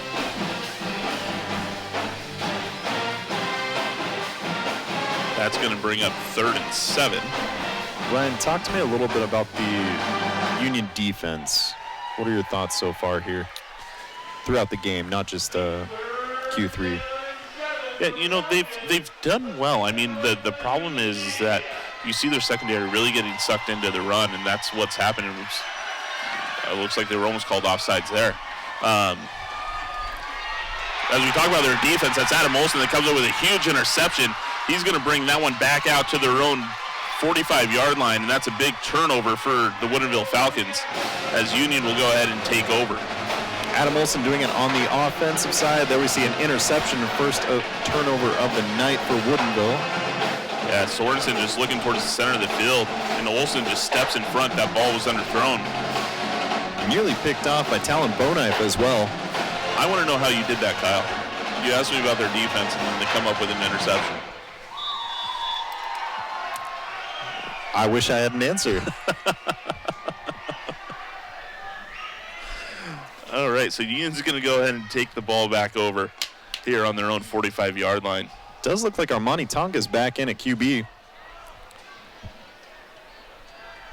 And that means Specht is in the backfield as well. And that's going to be a false start on the Titans. That's going to go ahead and back them up 5.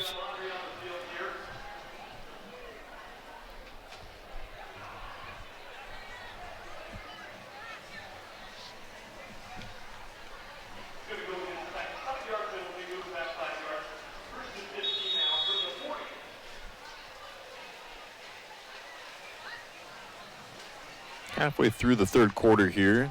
Union facing 1st and 15, trailing by 10. Tonga's got a split receiver set with Specht in the backfield. That's going to go ahead and get handed off to Specht. Specht tries to bounce himself off another defender as he gets picked up by his teammate. That's going to be a gain of 2. And that brings up 2nd and 8. I'm sorry, it was really a gain of 5. That's going to bring up 2nd and 8. Specht is so hard to bring down.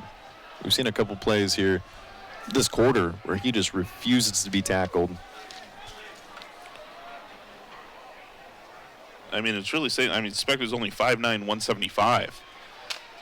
And the way that the Falcons have had trouble really bringing him down as he makes another run up the middle, and that's going to be enough for a Union Titan first down.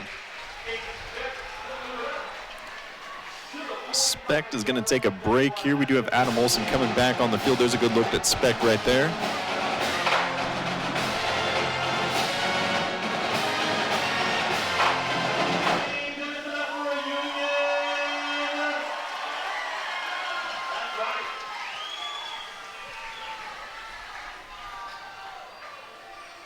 Tonga hands this one off to Olson.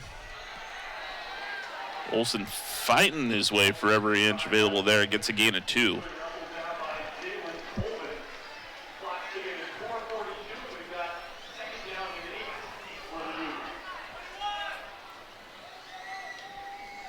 It's going to bring up 2nd and 8 for the Titans. 4:30 left remaining in this third quarter. Tight end Caleb Cruz comes off the field here.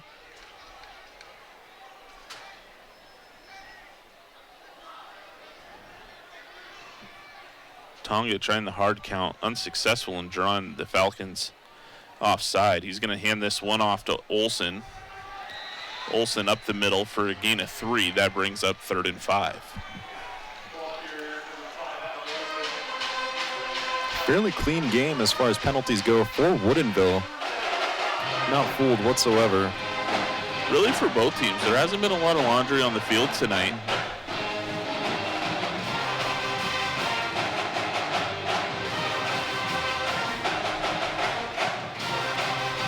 Falcons might have had 2 penalties in the first half, I think.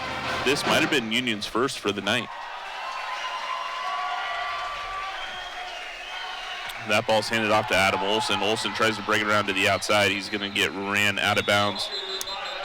There's a flag on the field, and that's going to be a hold for the Titans. That's going to go ahead and bring it back. We do have a knack tonight for sort of calling our shot here. Yeah, First, we're talking about the lack of penalties immediately followed by a penalty. What else do you want to see? I mean, if this is new power we got, it's a pretty cool power. We have to use these powers for good.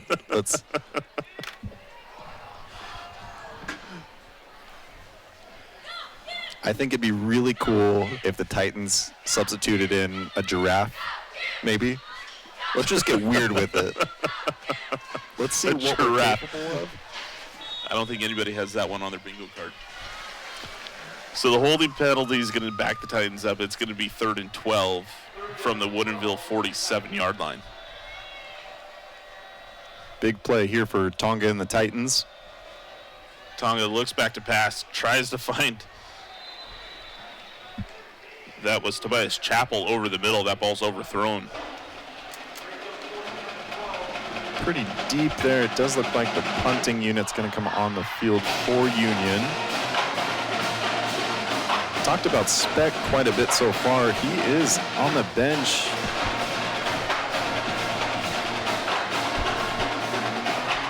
It looked like he was hurting pretty good out there. I'm not sure if we're going to see him for the rest of the game, but that would be another big loss for Union. Joshua Fish, the punter for the Titans, gets this one off. And it takes a big Titans bounce. And ultimately, it looks like it went out about the 3-yard line. And they're going to spot it at the 1-yard line. Big punt for the Titans. And that gets out to about what seems to be the 6. Oh, it is the 6-yard line. I had my yardages off. But a good punt there for the Titans. We've seen a couple of those inside the 10 for Fish. He is truly one of the unsung heroes for the Titans tonight. I have yet to see a giraffe. I think our powers are limited, which is good for us and everyone, really. I agree with that. It's like we had an injury on the Falcon side. He is up and moving, so good to see that. That was number 21, Devon Felton. He seems to be okay. And he's been involved in quite a few plays as well. Hoping he's all right for the Falcons. He's another crucial element of the defense out there. All right, 1st and 10 for the Falcons, starting on the 6. This ball's handed off to Hernandez. They're going to get a short gain of about 2. That brings up 2nd and 8. Noah Cruz-Ross back there with the tackle. It did look like Sorensen and Hernandez have to start essentially on the goal line with how far back they are. Get a couple more yards to play with here. See if they keep feeding Hernandez. This time Sorensen has a 4-receiver set. And he does keep it. He gets the ball out into the flat. That was number 8, Sawyer Munson. Munson able to go ahead and break out to the sideline. He's going to get pushed out of bounds right at the 18-yard line, and that's going to give him a 1st down. Tobias Chappell takes him down there. That is going to be a big 1st down for Woodinville. Clock continues to run as well. 2 minutes left in the 3rd quarter here. This quarter feels like it's just flying by, mostly due just to the first 5 minutes where Union just continuously ran and churned clock. Yeah, it has been a very fast quarter. Sawyer hands this one off to Hernandez. And that's going to be no gain. That brings up 2nd and 10. Ryan Carl stops him right around the line of scrimmage.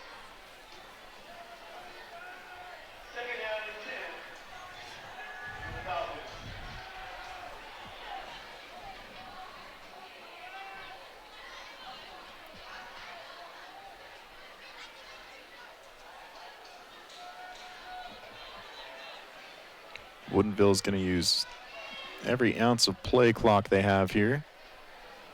Get it down to about a minute. Sorensen drops back to pass, escapes the pocket. He's looking for an option. He tried to find Owen Milnes. Milnes unable to go ahead and bring that one in. It's going to be an incomplete pass. Sets up 3rd and 10. Good coverage there from Luis Aguayo for the Titans. Stops the clock at 55 seconds in the 3rd quarter. One of very few time stoppages so far. 2nd half. Yeah, as we get later, I mean, we're almost at the 4th quarter at this point. How much more is the Falcons going to go ahead and just keep the ball on the ground and try to move the clock as much as they can? I mean, in this 3rd quarter, each team really has only had possession once. Seems to be their MO so far. We are going to get a flag on the play. False start, Woodinville. Push him back to the 12-yard line. Yeah, so that's going to bring up 3rd and 15. We have seen Woodinville convert a couple times from this distance. This is by no means a defensive gimme for Union. Receivers scattered about for Woodinville. Sorensen delayed handoff to Hernandez. Hernandez makes his way up the middle. He continues to move his feet. That's going to be a big gain. Takes him all the way out to the 25-yard line. Brings up 4th and 3. Took legitimately 7 Union players to bring him down there. Replay. You see there's just a delayed handoff. And Hernandez just cuts his way up the middle. He just keeps his legs moving downhill. I counted 9 red shirts that tried to take him down there.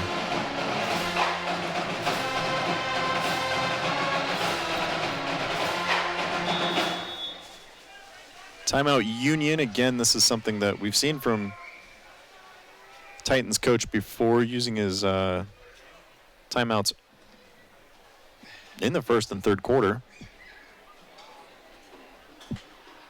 We are looking at a punt with 16 seconds left in the third quarter. And no score here either in the second half yet.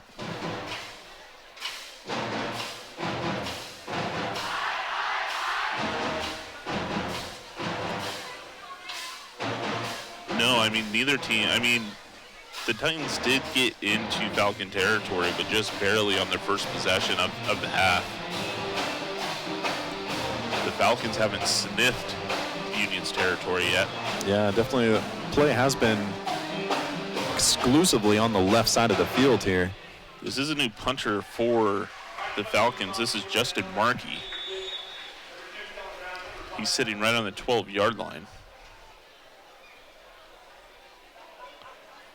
And the punt is off. And it floats off to the left side just out of bounds. And they're going to mark that out of bounds at the, waiting for it, the 45-yard line. So Union's going to stay inside Woodinville territory here. 10 seconds left. It's a good shot of the Union High School band. One thing to note, Union is looking directly into the sun for the next 10 seconds. Fourth quarter there, it's going to be Woodinville having to face that. All right, Union starts this drive inside Falcon territory at the 45. This ball's handed off to Adam Olson. Olson trying to find his way through the middle. He's only going to go ahead and get a gain of 1. We did have a new quarterback for the game tonight for the Titans. Checks in is Blake McDonald, number 15 for the Titans.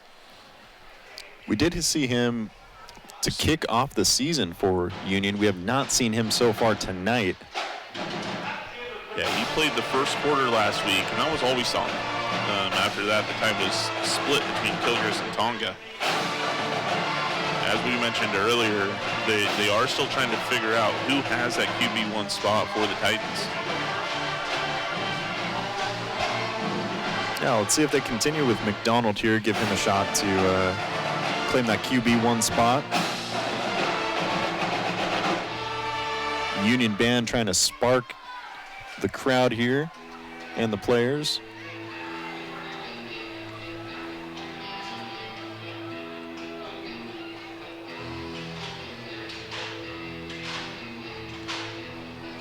Gonna get a good look at some long shadows here. You're gonna be able to see we are on the cusp of sunset.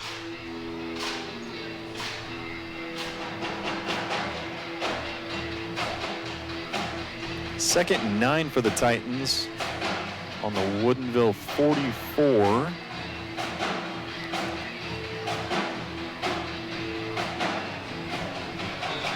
Blake McDonald comes out with a 3-receiver set. He's got Adam Olson lined up just off to his left.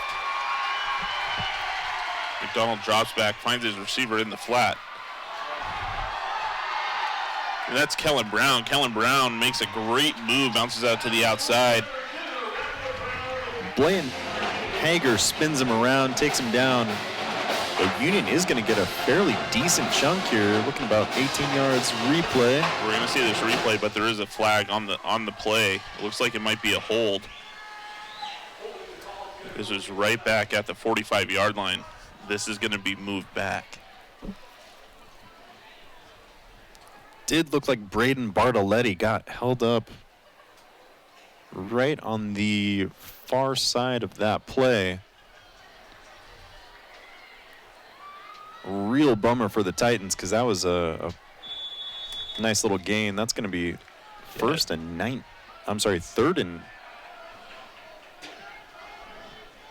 be second and 19. Yeah, second and 19 from their own 46.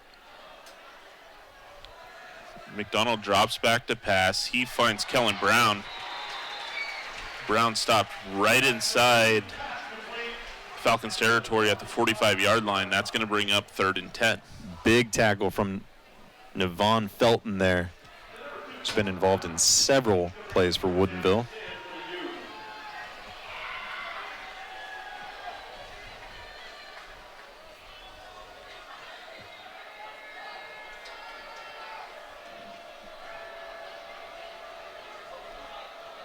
Big 3rd down here for Union.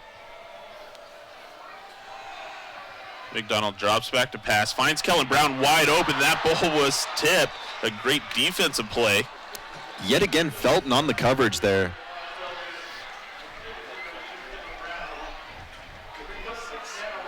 If that ball was just aired out a little bit more, it would have been 6 for the Titans. Kellen Brown wide open, creating some space from Felton. Yeah, great look, great read there from quarterback McDonald.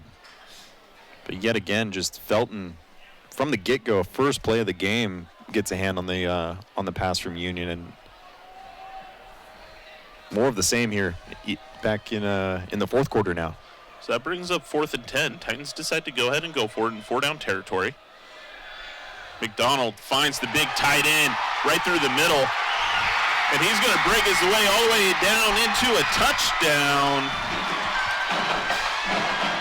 That's Caleb Cruz, the tight end for the Titans, with the reception and the touchdown. That brings the score to 12. And that's going to tighten up the score line here. Love it. Love it.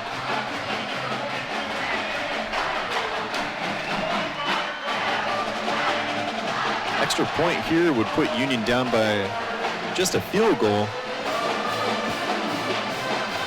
Now remember, they did miss an extra point on their previous score. They did. This is Joshua Fish lining up for the extra point. This hold is good, and the kick is good by 30 yards. Yeah, no doubt about that one. That makes the score 13. Union Titans down by a field goal. Here we're going to go ahead and see the replay. It's Caleb Cruz finding his space through the middle. And nothing but an empty highway to the end zone. Yeah, able to throw Jonah Levengood off the route there. Forcing him to take an inefficient route to get the tackle, but just too quick for Cruz. Cruz into the end zone. 10:46 left in the 4th quarter. Union outscoring Woodinville here 7-0 in the 2nd half, but still trailing by 3.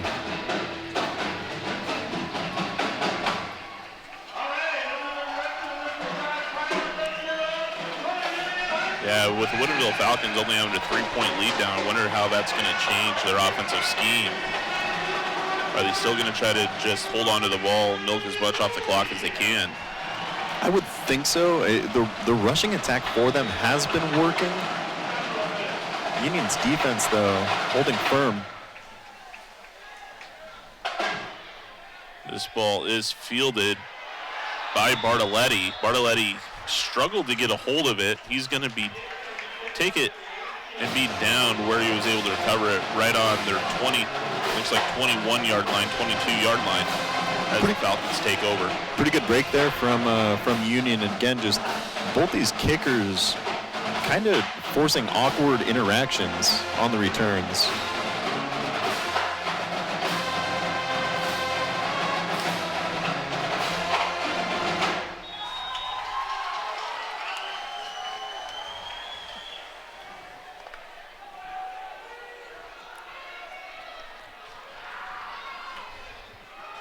Drew Sorensen hands this off to Hernandez. Hernandez is able to go ahead and break away out from the outside.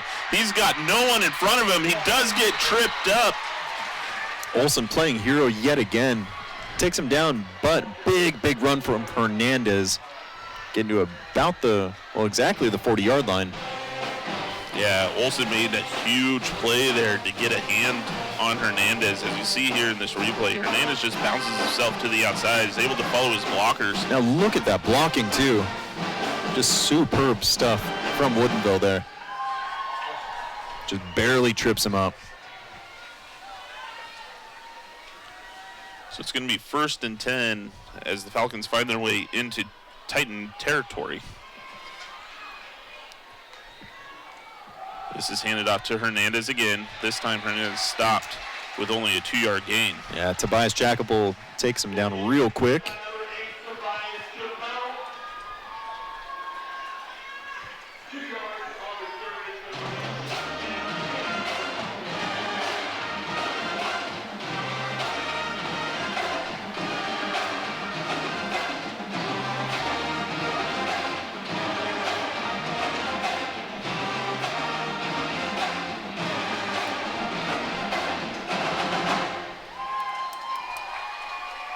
Hernandez lined up just to the left of Sorensen. Sorensen keeps this one. He's going to go ahead and try to find, or he does find, Rohan Darmaj, and that's going to be really a loss of yards. It brings them back to 3rd and 10.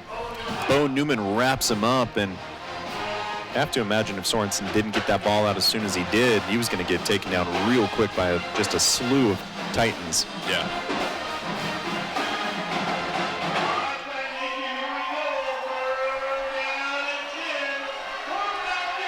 Big 3rd down for both teams here.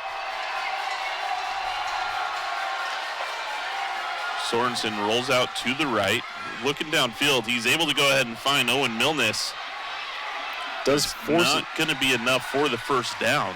Does force his receiver to come back on the wrong side of the 1st down marker, but what a tackle there from Kellen Brown. Wraps him up and refuses to give him those extra 3 yards. Yeah, that's going to bring up 4th and 3. What we've seen previously tonight is that they're going to go ahead and go for it here on 4th down.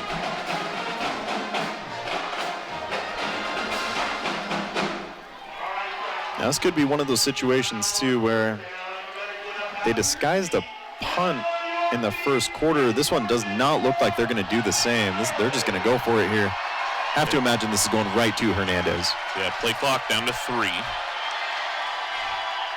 Sorensen goes ahead and airs this one out. And it is caught by Sawyer Munson. And Munson finds his way into the end zone for a touchdown. What an unbelievable catch there for Woodinville. Over the shoulder. Incredible throw. But what a catch. That catch is so difficult. Yeah, I mean, the catch is certainly difficult. The throw was fantastic by Drew Sorensen. I think everybody thought that the ball was going to go to Hernandez to get his usual 3-4 yards and move the chains. Instead, Sorensen fires one into the end zone and finds Sawyer Munson. And the crowd just goes absolutely silent here at McKenzie Stadium. That is the 2nd touchdown scored by Woodinville on a 4th down.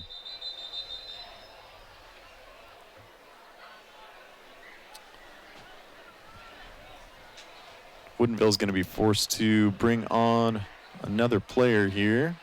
Looks like to be an equipment issue. Connor Seibert coming onto the field. Gavin Watts, the kicker for the Falcons, going to attempt this extra point. Watts 2 for 3 tonight in extra points. And the kick was not good, but we've got a flag on the field. We have differing opinions. Both of the field goal refs raised their hands like the kick was good. The white hat, I think this is going to be retried. I believe they're going to say the holder, this is going to be a penalty, okay. It's going to be a false start on the Falcons. They're going to go ahead and retry the extra point. Yeah, it looked like 3 different opinions there. This is going to make this a difficult kick.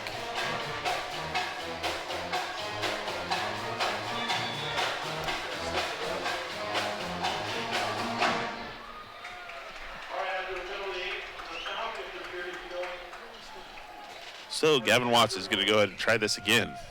This time from 5 yards further back.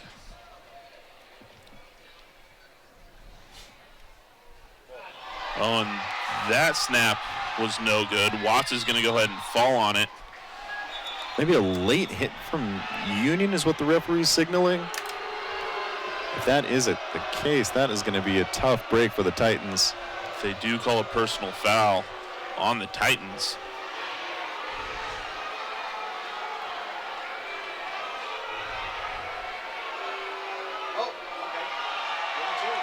And then we've got another flag, and that's going to be unsportsmanlike conduct for Coach Payne.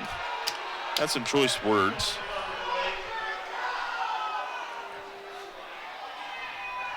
Yeah, Union with a couple of bad breaks last week. A late hit may be added to the list here. Frustrated Coach Payne. Taking it out on the Zebras out there.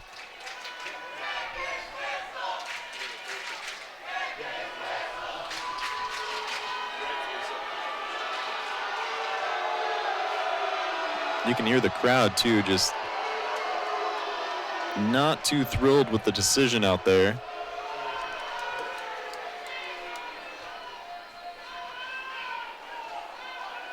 That's Adam Olson trying to talk to Coach Payne there too. It's a replay of the snap, and snap's just over the head of the holder. Yeah, I mean, the hit by Tobias Chappell, he did lead with the crown of his helmet. A little late too. It was a little late.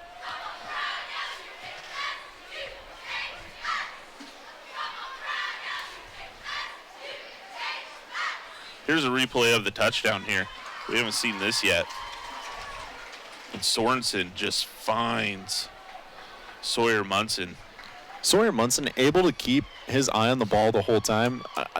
That is one of the most difficult catches you will see. Yeah, great throw by Sorensen. Even better catch by Munson. Results in 6 points. We're still trying to figure out the extra point situation.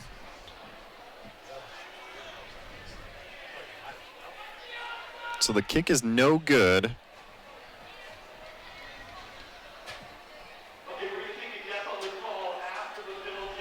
All right, so the penalties are applied to the kickoff. So the Falcons are going to kick this football off from the Union Titans' own 30-yard line.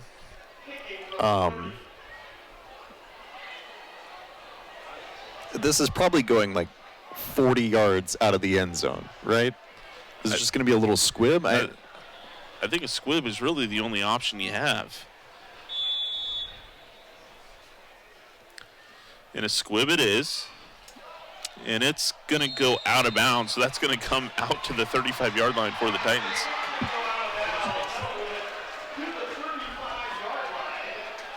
That really could be the worst-case scenario for the Falcons. I mean, you kick it out of the end zone, it's brought out to the 20. Yeah, if it hits a Titans player, right, more than likely they're just going to fall on it at that point. Instead, the ball goes out of bounds.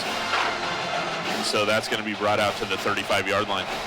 We've seen a couple of things in Union's first two games. We've had the luxury of covering Union's first two games of the season. We've seen so many things I've never seen before on a football field where... Well, it looks like the ball, sorry, Kyle, but it looks like the ball's being spotted at the 25-yard line. It looks like they're talking about it, though, trying to figure exactly where this ball's supposed to be spotted.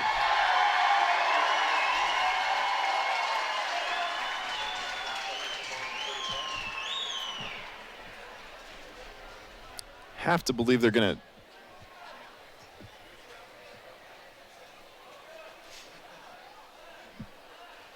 take the, I guess, step off the penalty from the 20 still?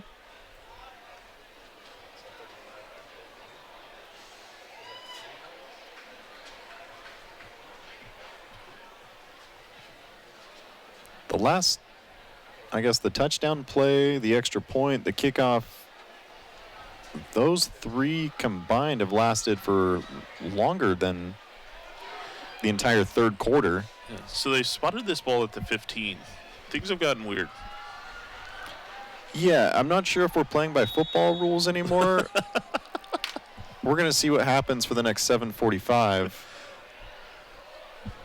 Blake McDonald is in for quarterback for the Titans. He decides to keep this one. He's looking downfield, and he's scrambling away. He gets outside of the pocket. He's making a run. He finally goes into a slide at the Titan 28-yard line, and that's going to be enough for a first down. Yet again, Lucas Redmond takes him down. Jalen Coleman also gets a hand on him. Got a player down for the Falcons.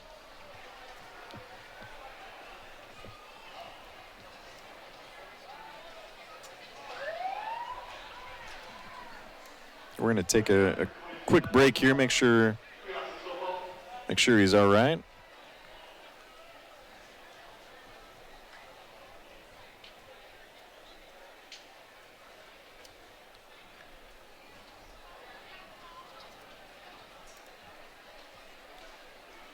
So we've got 7:33 left in the game. Titans are down by 9. So it's a 2-possession game. The Titans are going to have to find a way to get points quick, whether it's a field goal, whether it's a touchdown, but they've got to do it quick in order to go ahead and get the ball back. We know they're capable of it with the fourth down touchdown earlier in the game to Caleb Cruz. But Union's MO is just ground and pound, and it's been working in the second half to an extent. But that's gonna kill time you really don't have. Now, I have noticed that with Blake McDonald at quarterback, they have thrown the football a lot more. Definitely.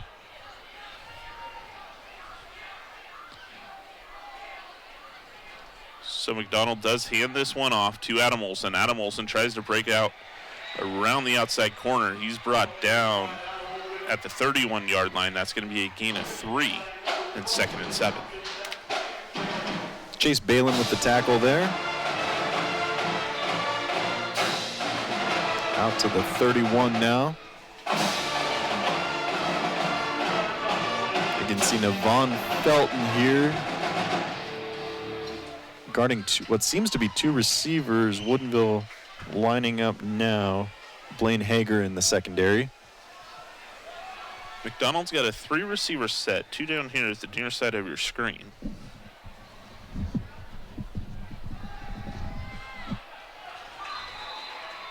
And McDonald's going to go ahead and find a completion to number 12, Bo Newman. From the get-go, that was going to be the play regardless with Navon Felton. He's been defensively just unstoppable out there, but he can't guard 2 people. No. So that brings up 3rd and 3.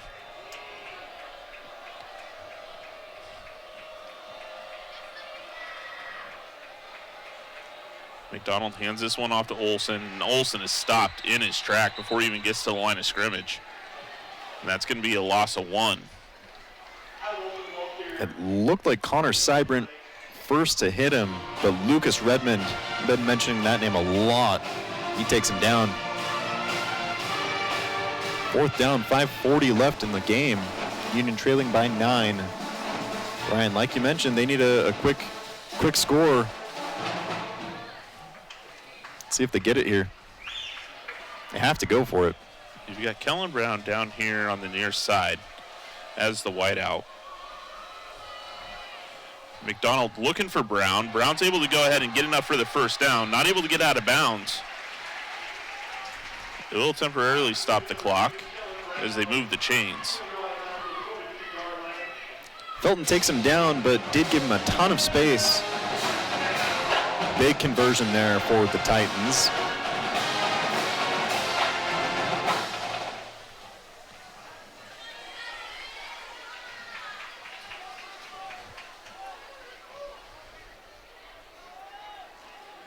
McDonald hands this one off to Speck. Speck continuing to move his feet. He's going to go ahead and get a gain of 9. That brings up 2nd and 1 as the Titans move into Falcons territory. Good to see Speck back in the game. Huge element for the Titans, but he did not look like he was feeling him 100% here in the 3rd quarter. But back in action now. Brown and Newman as the double set receivers. to McDonald's left. He finds Tobias Chappell. Chappell finds his way through the middle, breaks a couple tackles. He's ultimately brought down at the 27, 28-yard line.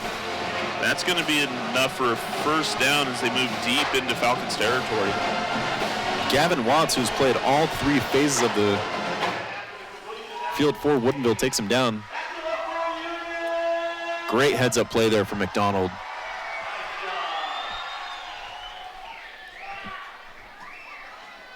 And that's the play Union needed to make this a game. 4 minutes left now.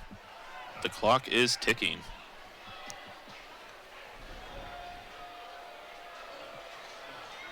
McDonald picks that one up off the turf. Finds Newman for a short gain of 5. Levingood and Coleman take him down.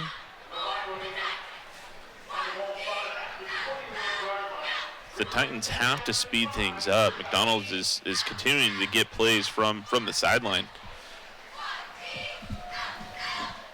Union should only have 2 timeouts left, and we're down below 3.5 minutes now. A couple of bad snaps, but recovered by McDonald, wide open. McDonald finds Landon Jenkins for the touchdown. And that's the strike they needed to come within striking distance. This is still a 2-position game. Looks like the Titans are going to go ahead and go for the extra point. You have to think that with this fourth quarter performance from McDonald, he's secured that QB1 position. It depends what they want to do, though. That's a great point. That is a great point. Right, because he's not the scrambler that Kilgris or Tonga is. And so really it depends what type of offensive scheme does Titans want to continue to run with for the season. The kick for Fish is going to go ahead and be good. That brings the score within 2. Yeah, having those tools to shuffle between those options is such a luxury for Union. We'll see the replay here as McDonald picks the ball up off the turf and finds Jenkins. Really no one within 3 or 4 yards of him wide open as he's able to bring the catch in for the touchdown. Yeah, that's a couple of rough snaps for Union, but McDonald able to corral both of them and get some big gains there. Let's see what the defense can do now for Union. We saw a similar situation last week. Close game, clock running out. Union not able to kick the field goal under controversial terms, of course, but let's see if they're in a similar situation tonight, if they can get the ball back. Yeah, so we talked about it. Union's got 2 timeouts left. With the way that the Falcons have been able to hold on to the ball, right, and they haven't been real successful on the defensive side of the ball, the Titans I'm talking about. Do you attempt the onside kick at this point? Or is it too early? I don't think they need to. I think trust your defense. Let's see what happens. I mean, the Falcons are lined up ready for it. Yeah, Hernandez, the solo fielder back there. Fish does decide to go ahead and go deep. This one's going to go out of the end zone. So the Falcons will start their drive on their own 20-yard line with 3:16 remaining in this football game. I like the call there. I appreciate the trust that coach is putting in his defense here. Let's see if they can hold up their side. 22-20, Union trails. 3:16 left in the game here.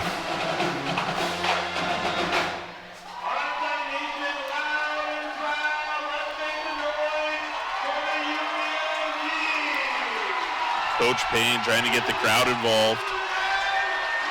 We have seen a fumble and an interception from Woodinville tonight, so Union's capable of collecting some turnovers. Hernandez gets the handoff. He's going to go ahead and get a gain of 5. That brings up 2nd and 5. Tackled by Cameron Roy. And the clock continues to run. We're sitting at 3 minutes and counting left in the football game. And at each play clock resets at 40 seconds once the ball's spotted.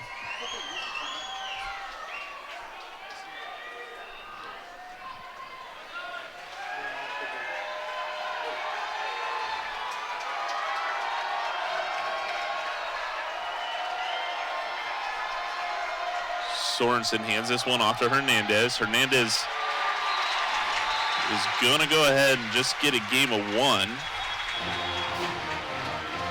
And Union's going to go ahead and call a timeout. That's going to bring up 3rd and 4. 2:32 left in the football game. And Latoya in the backfield there, we've mentioned his name several times, but he is just unstoppable back there, making huge tackles when it counts.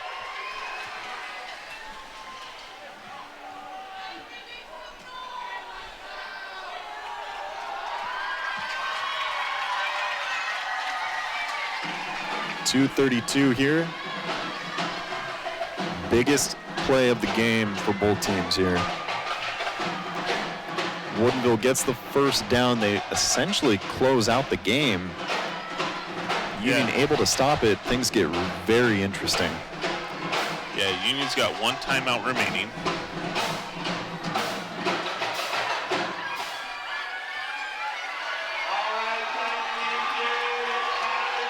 Here we go, 3rd and 4.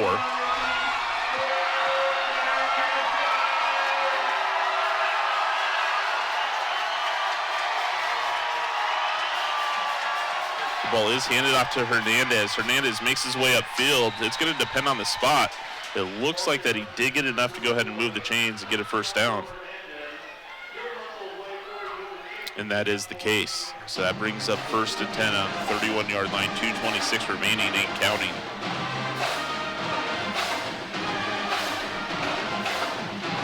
Woodinville just going to keep feeding the ball to Hernandez. Trying to just kill the last 2:10 of the game here. I mean, it is possible for Union to go ahead and get a stop still.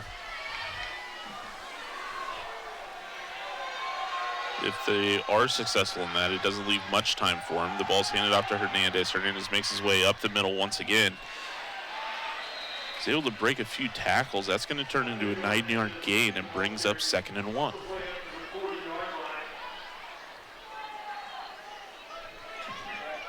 Coach is going to continue to let the clock run here, strategically holding on to that final timeout.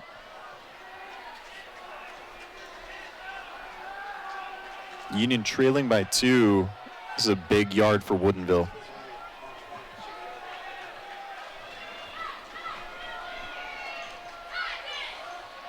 Woodinville looking to get their first win of the year under freshman quarterback Drew Sorensen.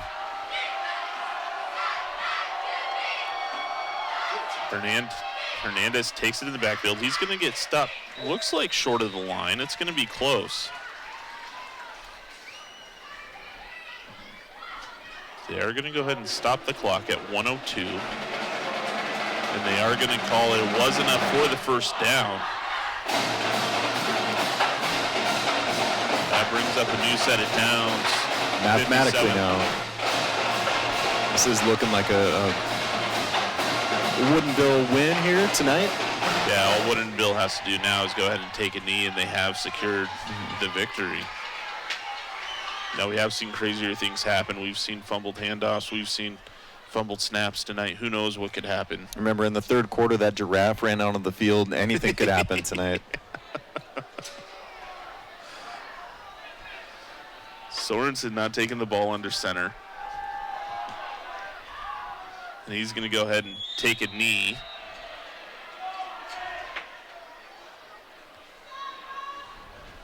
Union going to use their last timeout.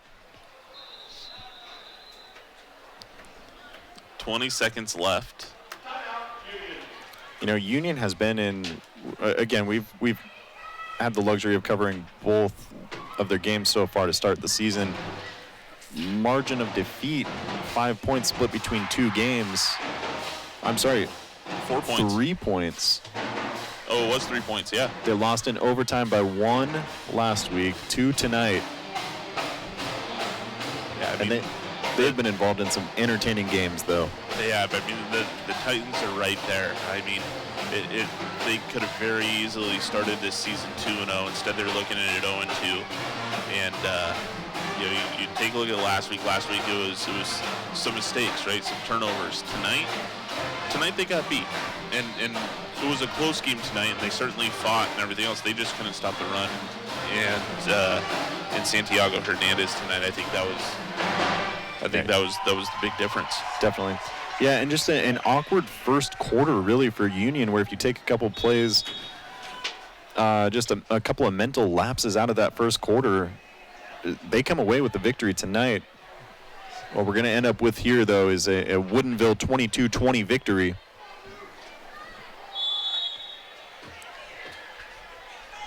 And Sorensen is going to go ahead and take a knee for the final time tonight. And that is going to make this final as the clock continues to run off 2 triple zeros. It's going to be Woodinville Falcons 22, Union High School Titans 20. And that's our final tonight. Kyle, that was a very entertaining game. It was, yeah. That halftime speech, what do you tell them, man? We are this close. Yeah. A couple of things to tighten up here going into league play, but, man, Union just on the opposite side of victory both times here. Yeah, and I guess that's the positive for Union, right? I mean, you still league play hasn't opened yet, so there's still all the opportunity in the world to go ahead and make the playoffs. Their season still has some great outlook to it, so we'll see what comes in coming weeks. We will go ahead and we will see you. We've got 20-minute warm-up time before the next game. It was supposed to start at 7:30, so it could be starting closer to that. So we will see you back here for game number 2. We've got Puyallup High School versus Evergreen. We'll see you in a bit.